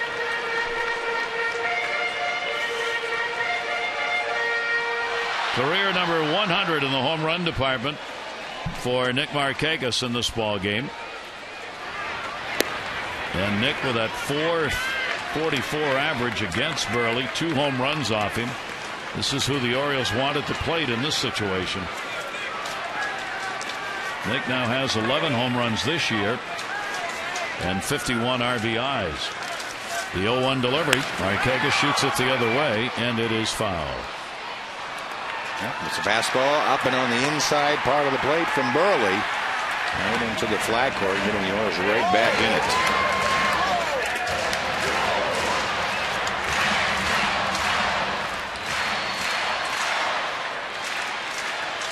Big at bat. Bottom half of the 5th inning. Markakis just stays alive and a punch back into the screen.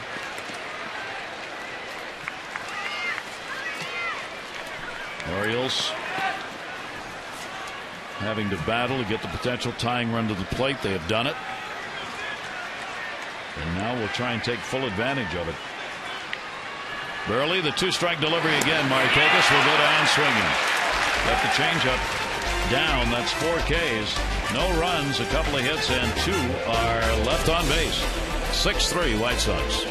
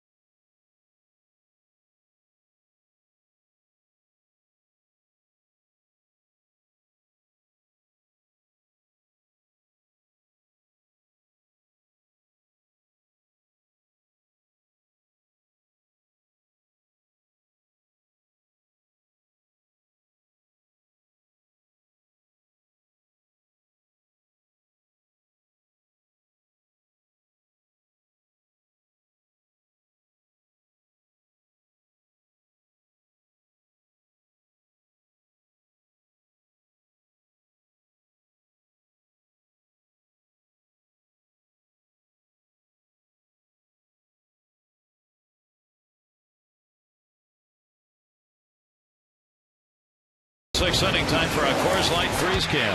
Let's go back to the Orioles. Just game of inches, just out of the reach of Markakis early on, and just off the webbing of Chris Davis's glove. It's all tied up with Phil Cousy, and then Adam Jones with a fine winning catch to get Bergeson out of a jam in the third. Our Coors Light freeze cam brought to you by Frost Brewed Coors Light. The game giveth and the game taketh away. Bergeson will go back to the top of the order, and you'll face Pierre. Pierre's had a 3-for-3 game, 2 singles, a double, 2 RBIs, and a run scored. White Sox leadoff batter will foul that one away. Oh, the White Sox now, if they ever thought they could just kind of lay back and protect the lead, now no, they've got to put some more runs up on the board, or at least believe they do. 2-strike delivery. Bergeson got it in, and great stop, and Dino, he got him. Flash of the leather by the Orioles second baseman. Nice jump by Robert Andino. Just lays right out, pins it on the heel of that glove, and gets Pierre by a couple of steps. Our Jeep Exmo brought to you by the 2011 Jeep Compass.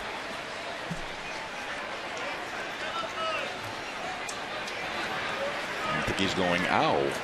Big out. Here's Ramirez, a walk, a line out, and he has had a home run, his 12th, good for 2 RBIs in the first inning. 1 down, top of the 6th. Bergeson will miss low with that.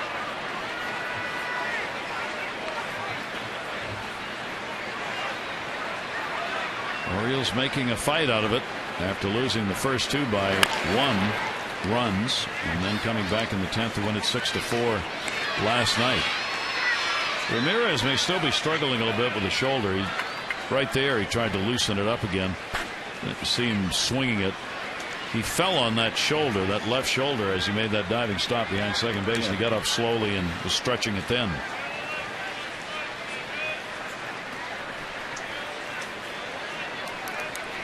Came in 1 for 15, then got a homer first time up. Pitch is taken down low, 2-2.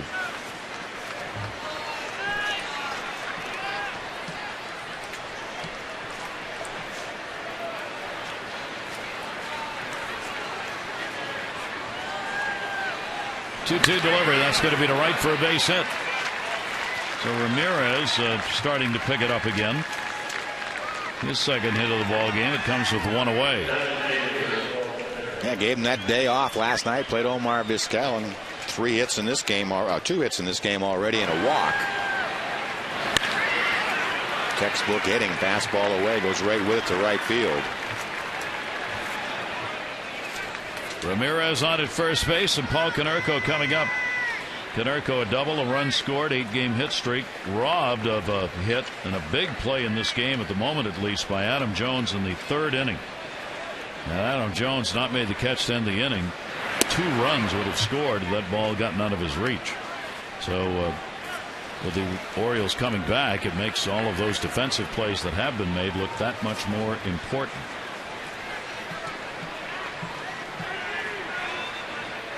Konerko hitting .350 against the Orioles with 3 home runs, 9 RBIs, and 7 walks in the last 11 games against the O's. And there's been a nemesis, not just for the Orioles, but for lots of teams. Real good hitter. And a 1-ball, 1-strike count. Yeah, he's another one that's had a solid, much like Mark Burley, consistent seasons for the White Sox. Even doing it for a little bit longer than Burley. But those two have been together a long time. The veteran core we always talk about with the Yankees. There's a veteran core for the White Sox too. The Konerko, Pierzynski, Burley group, and that is taken for a strike, and the count will go to 1-2. Yeah, Konerko's had 20-plus home run years for the 12 times, breaking the mark at Hillbridge. Had shared with Frank Thomas. And the other numbers of consistency. He needs a few homers for 400 homers and 2,000, and a few hits for 2,000. 1-2 delivery to him. KONERKO will pop that one up shallow left field. Grimold, it's way up there. He's got it there, 2 down. 2110 Utah Street, presented by Southwest Airlines, is coming back to Camden Yards Saturday. Tigers will be in town for the night game. One low price, you get the reserve Utah Street bleacher seat, 2110 Utah Street t-shirt. Space is limited, so we hope to get your tickets now. 888-848-BIRD to go to Orioles.com and join Nick and Adam. 2110 Saturday. Runner at first, 2 down. Ferguson, the only hit surrendered, the single by Ramirez in the inning since he came on in the third to get the final out. And he's going to get another pop-up. Andino backing up. He's got it. And Brad Ferguson is giving the Orioles a chance. No runs, 1 hit, no errors, 1 left on base. Jones, Guerrero, and Wieters.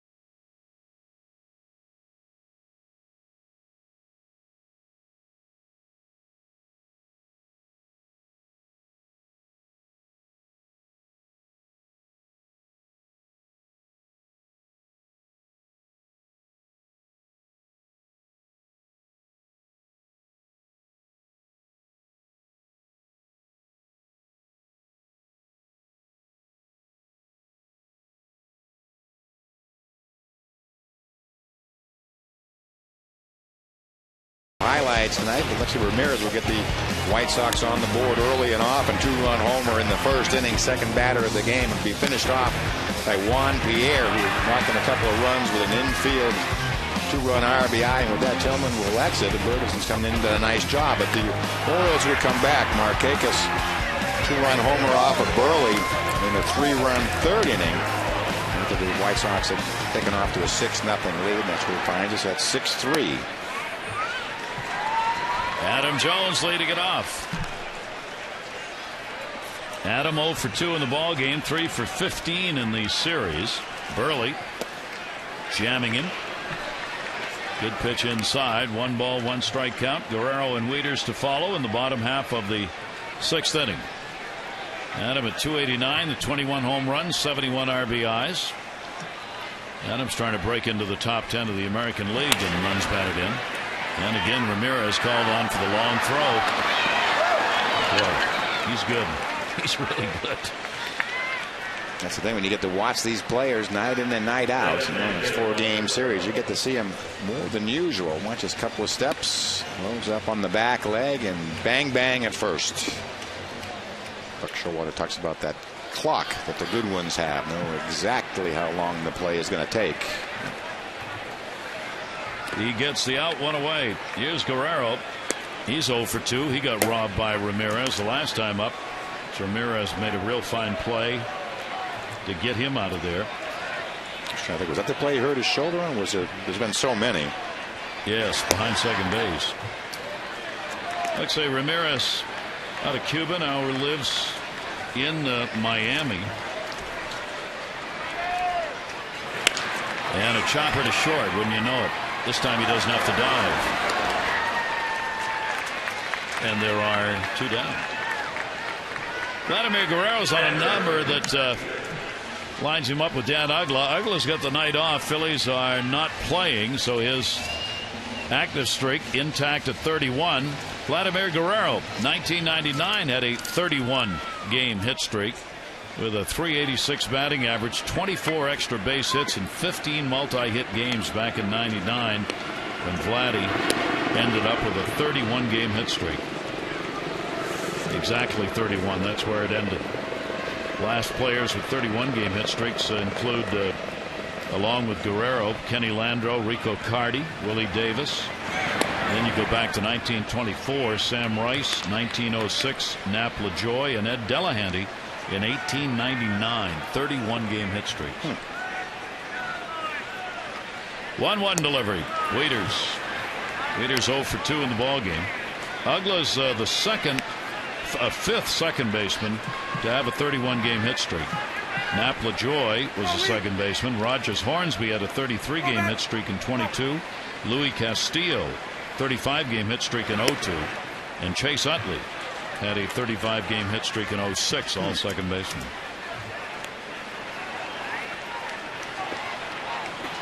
Marquez put up some streaks for the Orioles, and he gets going. That's a half-swing ground ball. And gets the out. So Burley retires the side in order again and protects a 6-3 White Sox lead.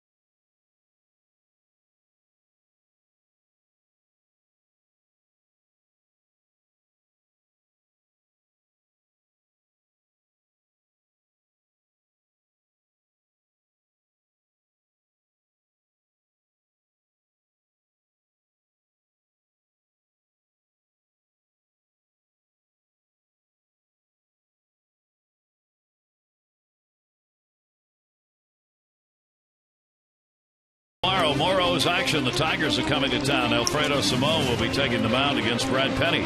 Our coverage on MASN 2 HD begins at 6:30 with those extra, presented by Verizon Wireless, followed by game coverage at 7.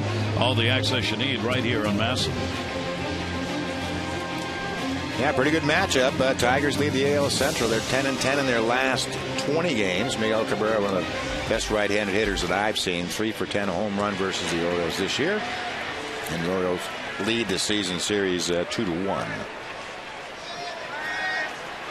Tigers are playing tonight against Cleveland. 4-3, Detroit leading in the 6th inning. Getting stuck in my teeth there. Then Jack's out. Well, you're not supposed to eat the prize. That's right. Did not eat the prize. And a base hit into right field. Brzezinski didn't wait. That'll go to the wall. He's going to make a turn. He's going to try. No. Throw back to first by Hardy, not in time. Discretion still is the better part of valor. And then having to scramble back to first, kind of read his lips like no way. Oh, that's Markakis. Yeah, between Markakis and Jones, 21 outfield assists. Nick has not made an error in the outfield this year.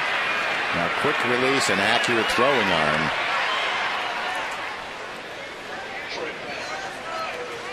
And Adair will come to the mound to talk with Bergeson.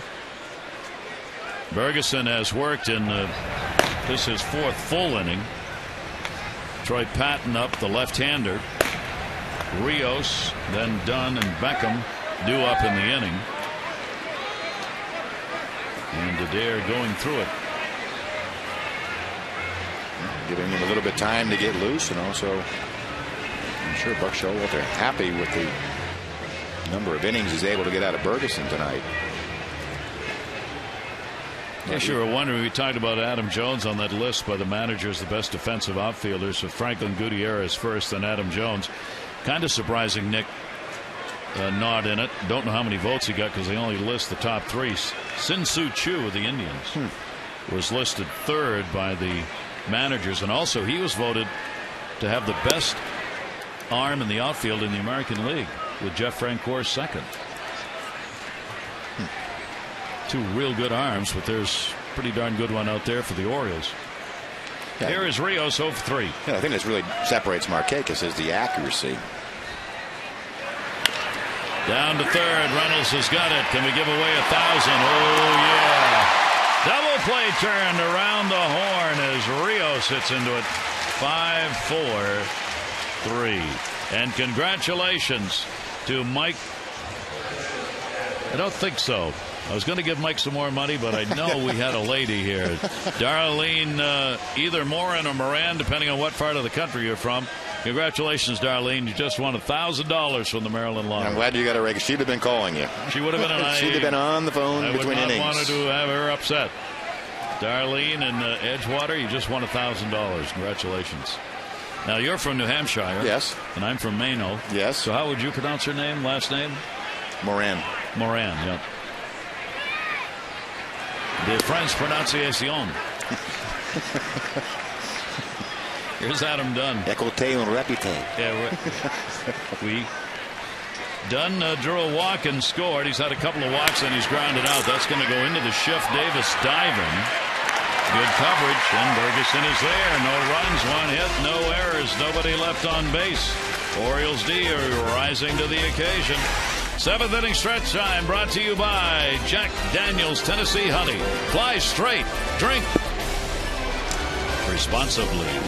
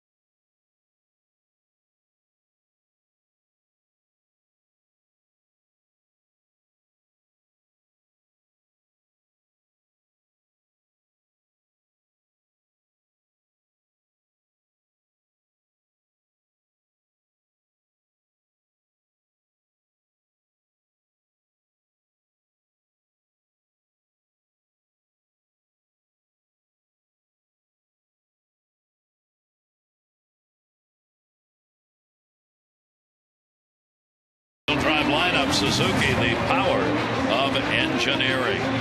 The Orioles in this one getting behind early 6-0 before they got on the board, but having gotten those 3 runs up there, the Orioles are right back in it, and Brent Bergeson stellar in holding off the White Sox. Yeah, and it's not really an easy thing to do, to come in when a club's got 6 runs on the board. They're swinging the bat. They all have a couple of hits in the books, and everything's going right for him to change that momentum. And he really deserves as much credit as this as maybe the Markakis home run getting him back close. And some pretty good D has obviously helped out in the cause in this game. Adam Jones, big catch. Markakis by not allowing a runner to go to second, and a double play comes. Yeah, the double play really helps get out of the inning, and one of those things that you can build on going into the latter part of the game. And that's another way you measure the strength of an outfielder's arm. It's not by just how many he's thrown out, but how many don't even try. And that's what happened in that case. And as a result, Pierzynski had to stay at first base, and Rios came up and hit into a double play. Here's Mike Reynolds, and that's going to end up in the seats. Reynolds 0 for 2 in the ball game. Davis and then Reimold coming up. Bottom half of the 7th inning as the Orioles try and work out a comeback win, and it would be one of the larger comeback wins of the year against one of the most difficult pitchers to do it against, if they can get it done. Yeah, they have to start applying some pressure, right, starting in this inning. A 2-strike count. Burley's delivery in the dirt.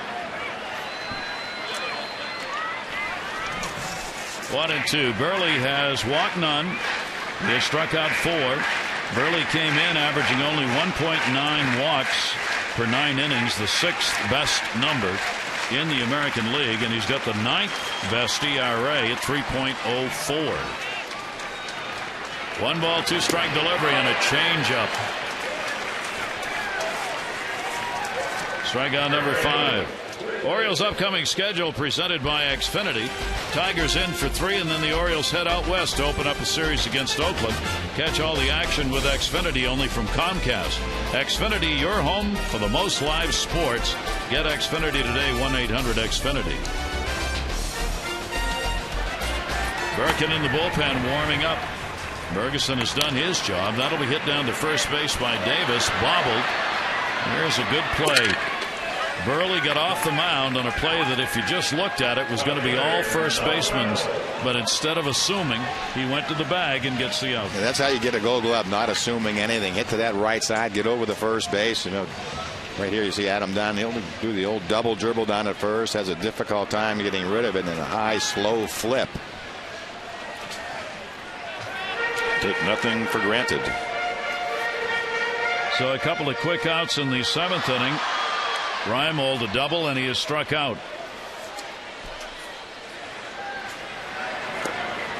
7 in a row, again retired by Burley. He'd retired the first 7 in the game before the Orioles got a hit. That was Reimold. In the 3rd inning, he got the double with 1 out, and the Orioles followed with a Hardy single RBI and Marquega's 2 RBI homer. Foul ball. Yeah, Orioles have left only 2 on base. Yeah, it did seem like that one long inning that seemed to have its effect on Burley, but he's got back on track since.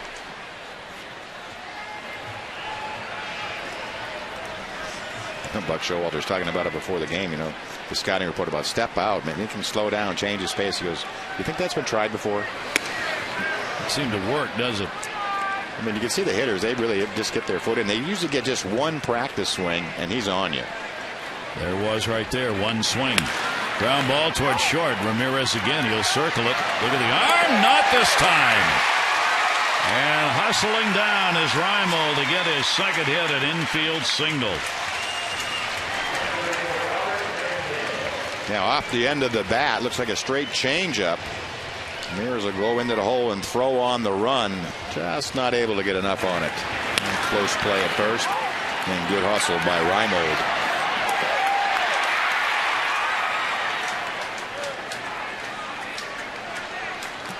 May have underestimated the speed of Reimold. I agree. I think he did.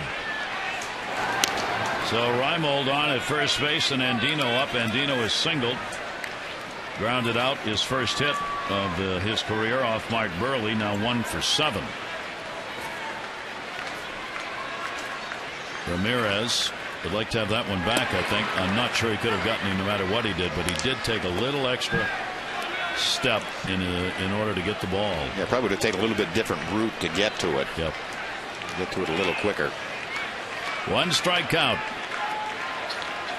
Reimold not a big lead. Dunn holding. There's that move. And even then, he had Reimold frozen, even though he was looking right at him. Well, that's the thing. He can pick you off when you're not trying to steal. And that's what a great pickoff move is. Actually, I was watching. I thought he had too big of a lead against the lefty. That's about as big as you want to get. There's a comebacker. From his knees, gets it over there and gets the out. No runs, 1 hit, no errors, 1 left on base. We've completed 7 at Camden Yards, 6-3, Chicago.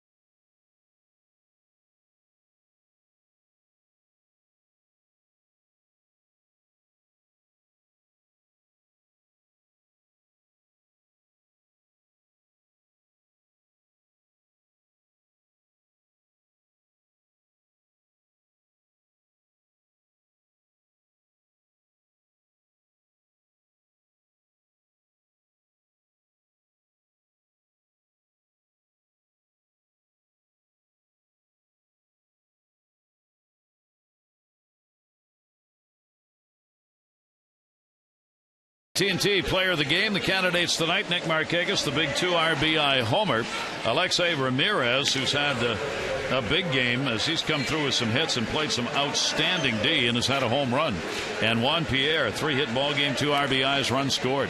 Text A, B, or C to 518-62. And the Orioles will go to the bullpen again. Great job by Bergeson. 6-3 ball game. White Sox lead. Jason Birkin. Yeah, Birkin will come out of the bullpen to make his 34th appearance of the year. 1-2 record. ERA a lofty 6.05. He allowed a couple of runs in last night's game. A couple of inherited runners to score. Gave up a base hit to Juan Pierre off the chalk line and left, and also a single to Omar Vizquel before getting out of the inning. And so he's back at it again tonight, trying to pick up where Bergeson left off. What a job. 4 1/3 innings by Bergeson. No runs, 2 hits, and 1 walk. Walked the first batter he faced, and then retired 3, 6, 7, 8 in a row before he gave up a base hit. Here's Gordon Beckham. 8, 9, and 1 in the order, trying to bunt his way on. It's foul. Beckham an 0 for 3 in this ball game, 3 for 14 in the series. 6, 10, and 0 for the White Sox. 3, 6, and 0 for the Orioles. The White Sox have left 7. The Orioles have left 3. Burley looking for his 10th win. Tillman lasted only 2 2/3. 6 runs, 8 hits. Still the pitcher of record for the Orioles. 1 ball, 1 strikeout on Beckham. Now at 244 in the year. 4 for 7 Beckham against Birkin. 2 ball, 1 strikeout.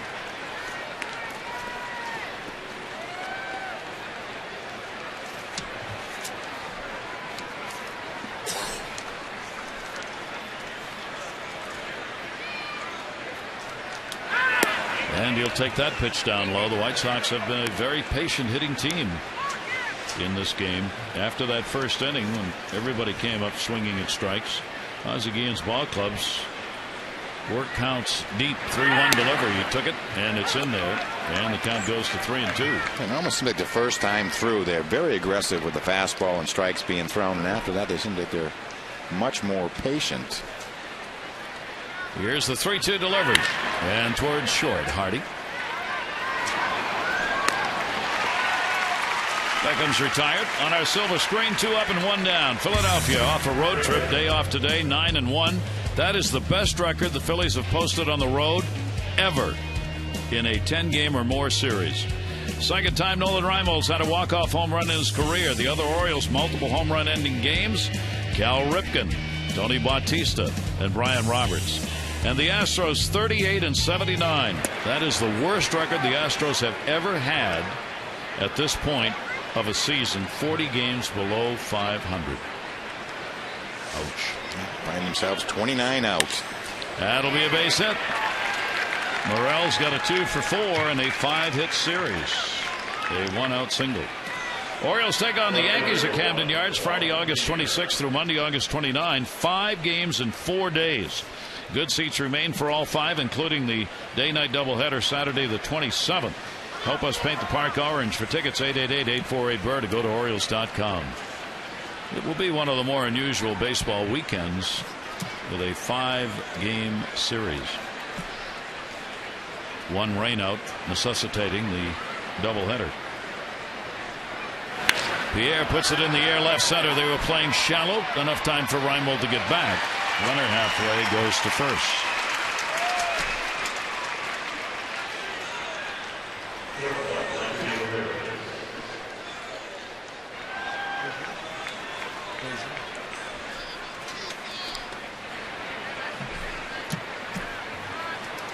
ALEXEI Ramirez. 12th home run came in the first inning, singled in the 6th, 2 for 3, and a walk.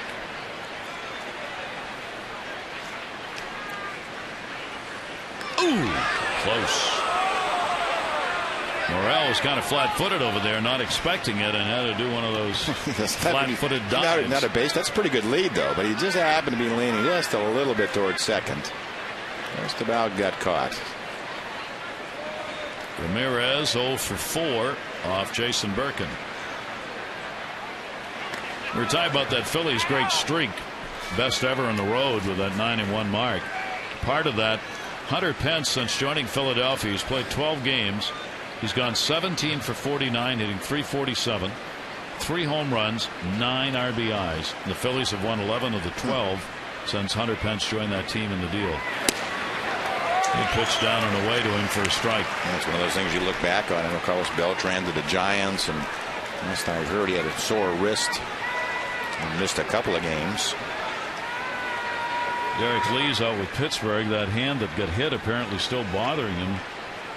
Pirates, of course, have, shall we say, drifted away from the division leader. 10.5 out.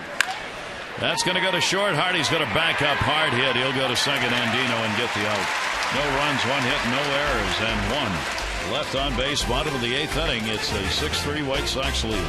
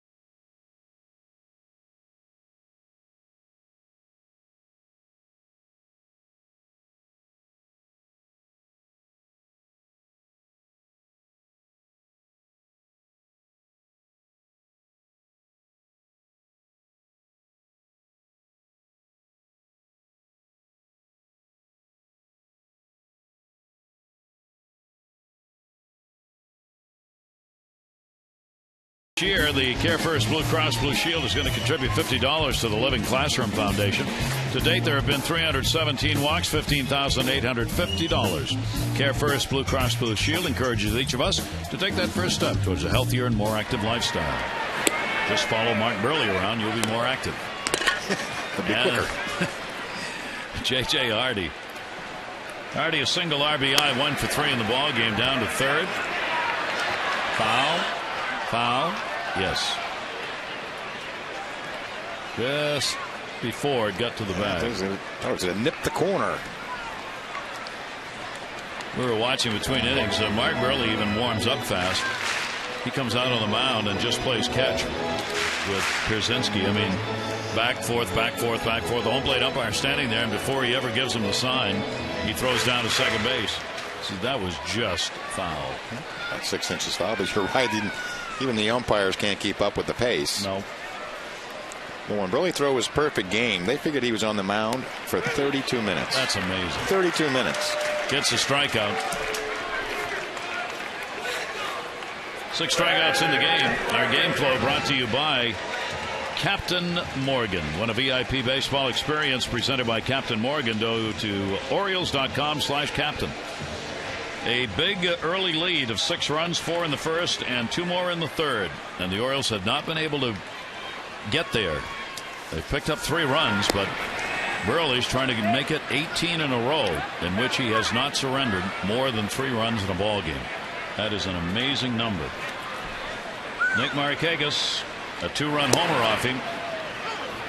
Number 11 of the season, 100th of his career, 5-game hit streak for Nick, who continues to hit better than .440 off this left-hander. 1-1 delivery off speed, fouled away. Well, this was a lot like Burley's last start. He won 8 innings against the Twins in Minnesota. And he gave up all 3 runs in the first inning after an Adam Dunn error, including a 2-run homer to Jason Kubel was there.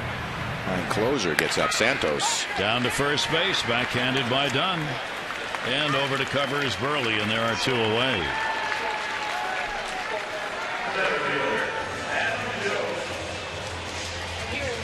Two down, nobody on for Jones, who's had an 0 for 3 here at Camden Yards tonight.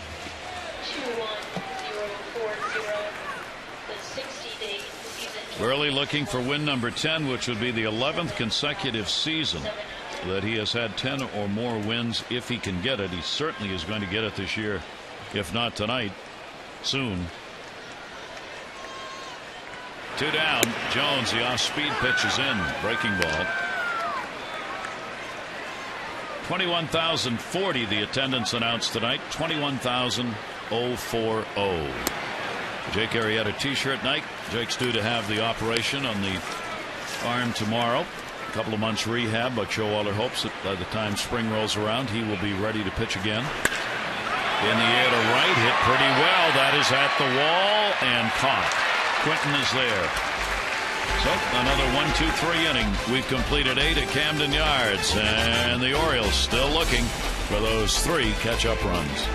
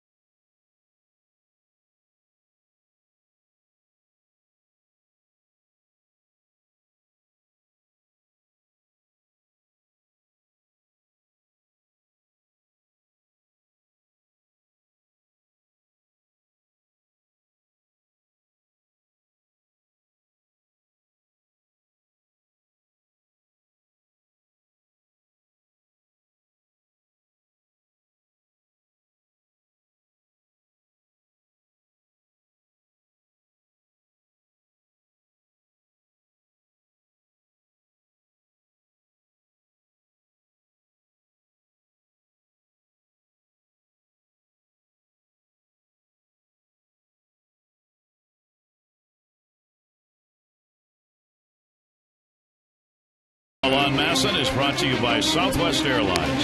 Southwest Airlines' new Rapid Rewards, unlimited reward seats, and no blackout dates. So the Orioles will look to get it done with 3 outs to work with, and for Mark Burley, he's done it again. His night is complete. 8 innings, 3 runs, 6 hits, no walks, 5 strikeouts. So he moves on to 18 consecutive ball games in which he has not given up more than 3 runs. Yep, just more of the same. Vintage Burley. Now we'll see if the Orioles can get those in the 9th inning off the closer. First, though, Birkin working. Paul Konerko. Konerko, Quentin, and Pierzynski.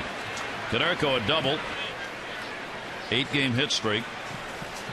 Officially 1 for 3 at the plate. And we'll take the strike on the outside corner from Birkin. Konerko 1 for 5 lifetime with a home run off Birkin. Ferguson 4 1/3 of innings of great relief. A couple of hits and that was it. And that's what really had given the Orioles any chance at all to come back. Those innings by Ferguson.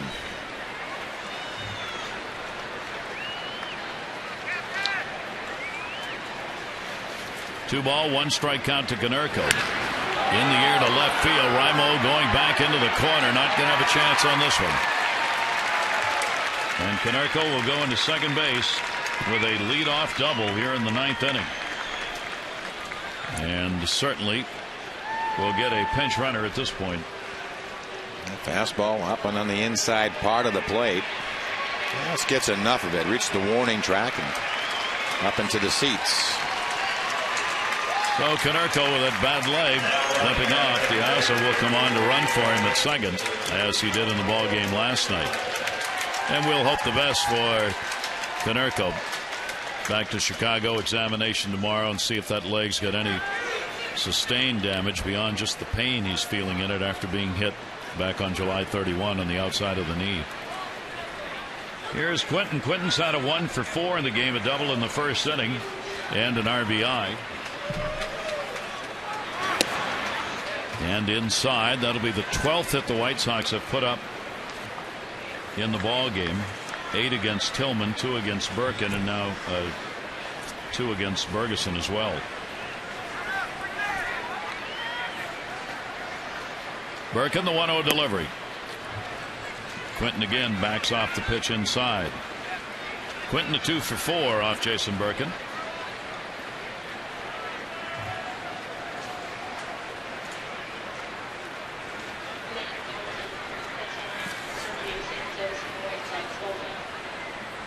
And the 2-0 delivery to him, and that's a strike. Quentin, Przinsky, and then Rios if the inning goes on. White Sox have given themselves a chance to put another run up here with that leadoff double.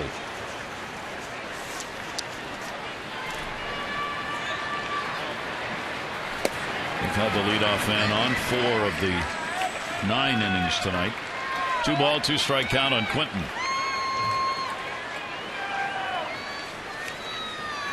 Orioles so far in this homestand at the moment 2 wins and 4 losses.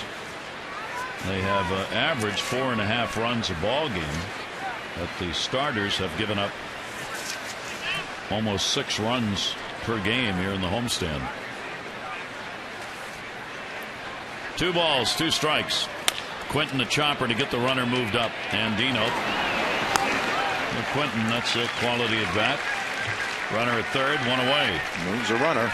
This copyrighted telecast presented by authority of the Orioles may not be reproduced or retransmitted in any form, and the accounts and descriptions of this game may not be disseminated without the express written consent of the Orioles. That's going to be it for Birkin. Showalter on his way out. He's got Przinsky, the left-hander, coming up, runner at third base. So he wants to try and get the matchup and prevent another run from being scored. Michael Gonzalez will come on to face Przinsky in the 9th. A 6-3 White Sox lead.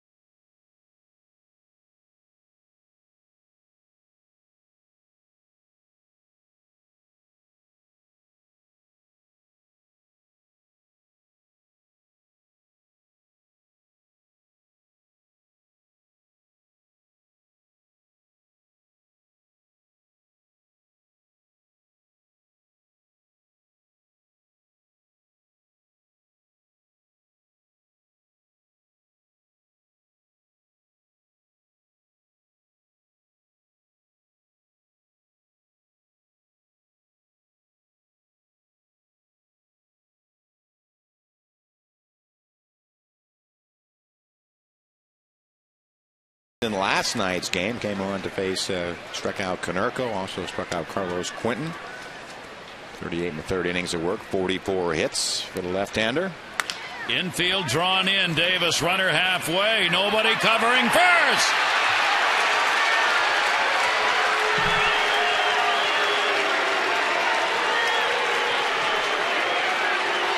Base hit. You have to give him an infield base hit. Pretty good short hop pick by Davis. He had Diaza trapped off third base. Watch this high hopper. Nice backhand pick. Already had him caught. And then that obviously is the responsibility of Michael Gonzalez to get over to first. See that sort of bluff. One of those make it go through. That was not the on contact play. Neither Andino at second nor the pitcher Gonzalez made any move towards first base. So first and third, one away, and Rios will take the strike. Well, the idea of getting the lefty-lefty matchup lasted only for one pitch. Rios 282 off lefties, 194 off right-handers. And that pitch is going to be inside. 1 ball and 1 strike. Rios 0 for 4 in the game. That was just a lot of people standing around watching. Watching it all happen. Here's the 1-1 delivery. And that's going to be inside. 2 balls and 1 strike on Rios.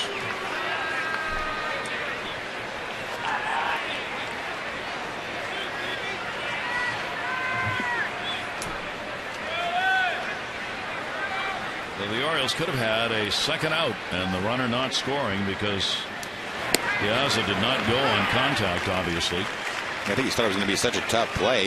You know, he took a few extra steps off of third base. I'm not sure Andino can get to first base on that play, but you know, again, Gonzalez has no other responsibility but to go to first. Anything hit to that side. I mean, we were just talking about Mark Burley going over to first base. When the ball's hit that way, you don't even have to look and see what kind of play it's going to be. You just break for first. 2-2 delivery up high, and it goes to 3-2. So the infield double play depth now with 1 away and looking for the ground ball. Try and get Rios. Brzezinski on at first with a single. He's got a 3-hit ball game. He's 3 for 5 in the game. 3 ball, 2 strike count. Popped him up. Silo shot at the plate. Wieters. He got it.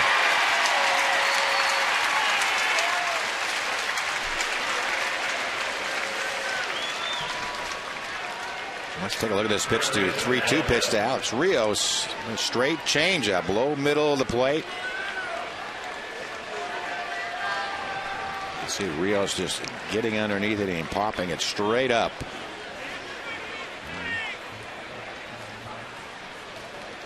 So Dunn, 2 walks and a couple of ground ball outs. 1 for 9 in the series. Hitting at 162. And it will be lefty against lefty. For Dunn this year, we told you 3 hits in 78 at-bats. A 38.038 batting average against left-handers. They foul that one away. And they said, use somebody this big and this strong. You think he would flare one in or bloop one in, find a hole somewhere. But he just really hasn't made solid contact all year. But that's astounding numbers. Yep. Gonzalez with a 1 strike count on him. Blows that fastball by him. Thornton, if it's not a safe situation, the closer, Sergio Santos, if it is. Santos already 2 saves in this series. 0-2 delivery to him. That's up high. Dunn hit just 199 off left-handers last year in 166 at bats against them. But this year, not even close to that. 1 ball, 2 strikes, 2 down. Runners at first and third. We await the look to third. Throw to first play, though. I thought we might see the fake to first and throw to third play. Okay. It's a little bit different. Yeah. That's the left-handers version. Here's the 1-2 delivery, and Dunn goes down swinging. So Gonzalez gets the strikeout. No runs, 2 hits, no errors, 2 left on. The Orioles go to the bottom of the 9th, down by 3.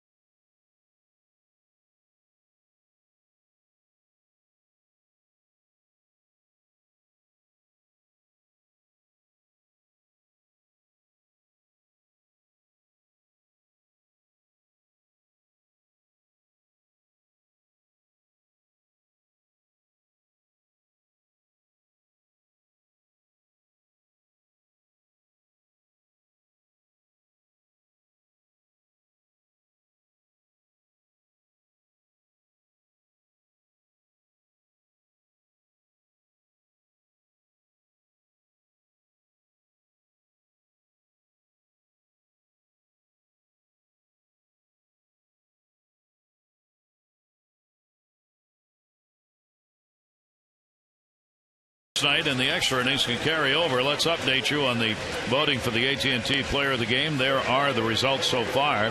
Text in your vote A, B, or C to 51862. Results on the O's Extra Post Game Show. And the Orioles again will get a look at the White Sox closer. Yeah, third time in four-game series. Sergio Santos out of the bullpen, 48th appearance on the year, 3-3 record, 2.77 ERA. Doesn't really tell the story. 48 and 2/3. Just 27 hits and 65 strikeouts. Going along with just 22 walks, and he has a long road scoreless streak.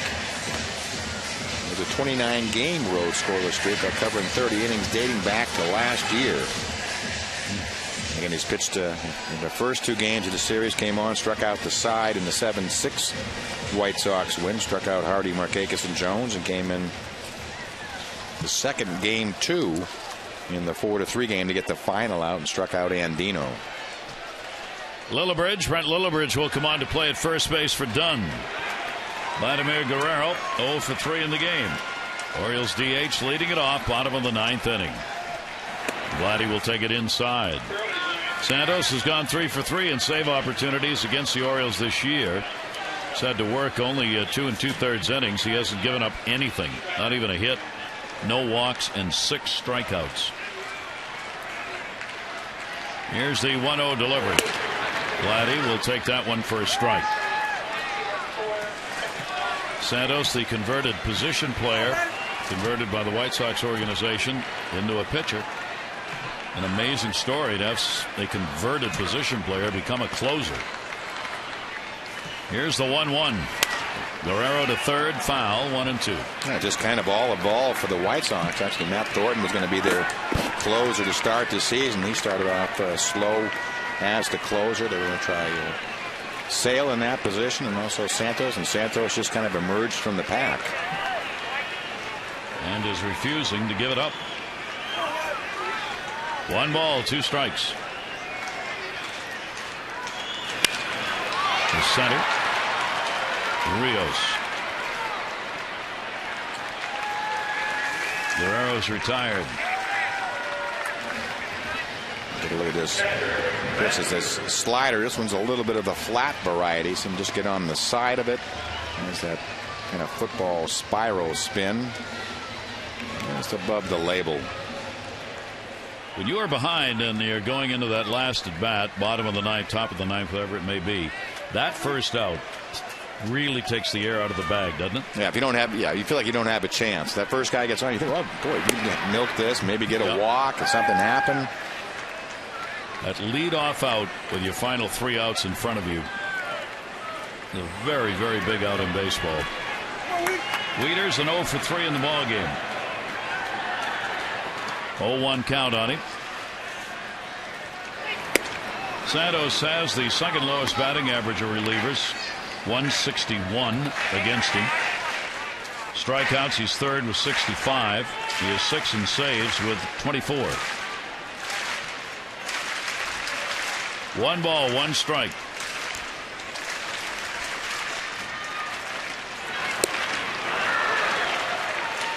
It's also not bad when you have a 97-mile-an-hour fastball to go with that spike slider. Hardy at RBI, Markakis 2 with a home run. Those are the Orioles' 3 runs. They came in the 3rd inning, back-to-back hits. And that's all they would get off Mark Burley. Here's the 1-2 delivery.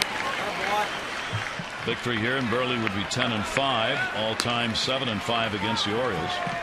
Tillman would take the loss and go 3-5. He had a win against the White Sox earlier this year, his only decision against the White Sox in his career, so he'd go 1-1 against Chicago.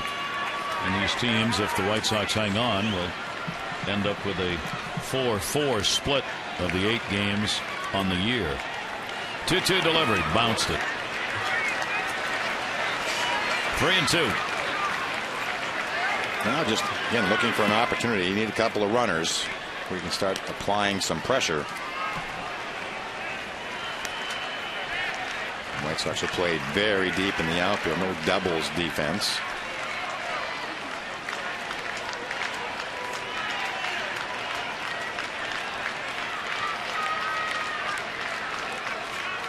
3-2 delivery. 2 down. Fifth strikeout out of 6 hitters he's faced in this series. 97 up and out over the plate. So 2 away in the bottom of the 9th. And Reynolds coming up 0 for 3. Reynolds has had an 0 for 16 in the 4-game series.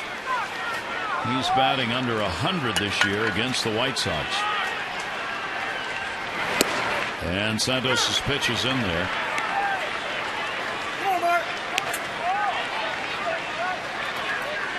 So the early runs, 4 of them for the White Sox in the first inning and 2 more in the third, may prove to be just too much to overcome for the Orioles with Burley on the mound. Here's the 0-1. The other thing Burley's on his way to doing, he's going to have his 11th consecutive year where he's had 30 or more starts, 200 or more innings, and 10 or more wins. And that is a workhorse. Yep, never been on the disabled list. And some of those years, 230, 240 innings pitched. 0-2 count on Reynolds. Santos trying to put away the save. And he does. That'll do it for the season between the White Sox and the Orioles. It'll be a split 4-4 in the 8 games played, as the White Sox come back and do exactly what the Orioles did in Chicago. The Orioles took 3 out of 4 there. The White Sox come back to Baltimore and they take 3 out of 4 as they win this one by a score of 6-3. Join us again tomorrow, the first of 3 against the Tigers. Alfredo Simon will be on the mound against Brad Penny.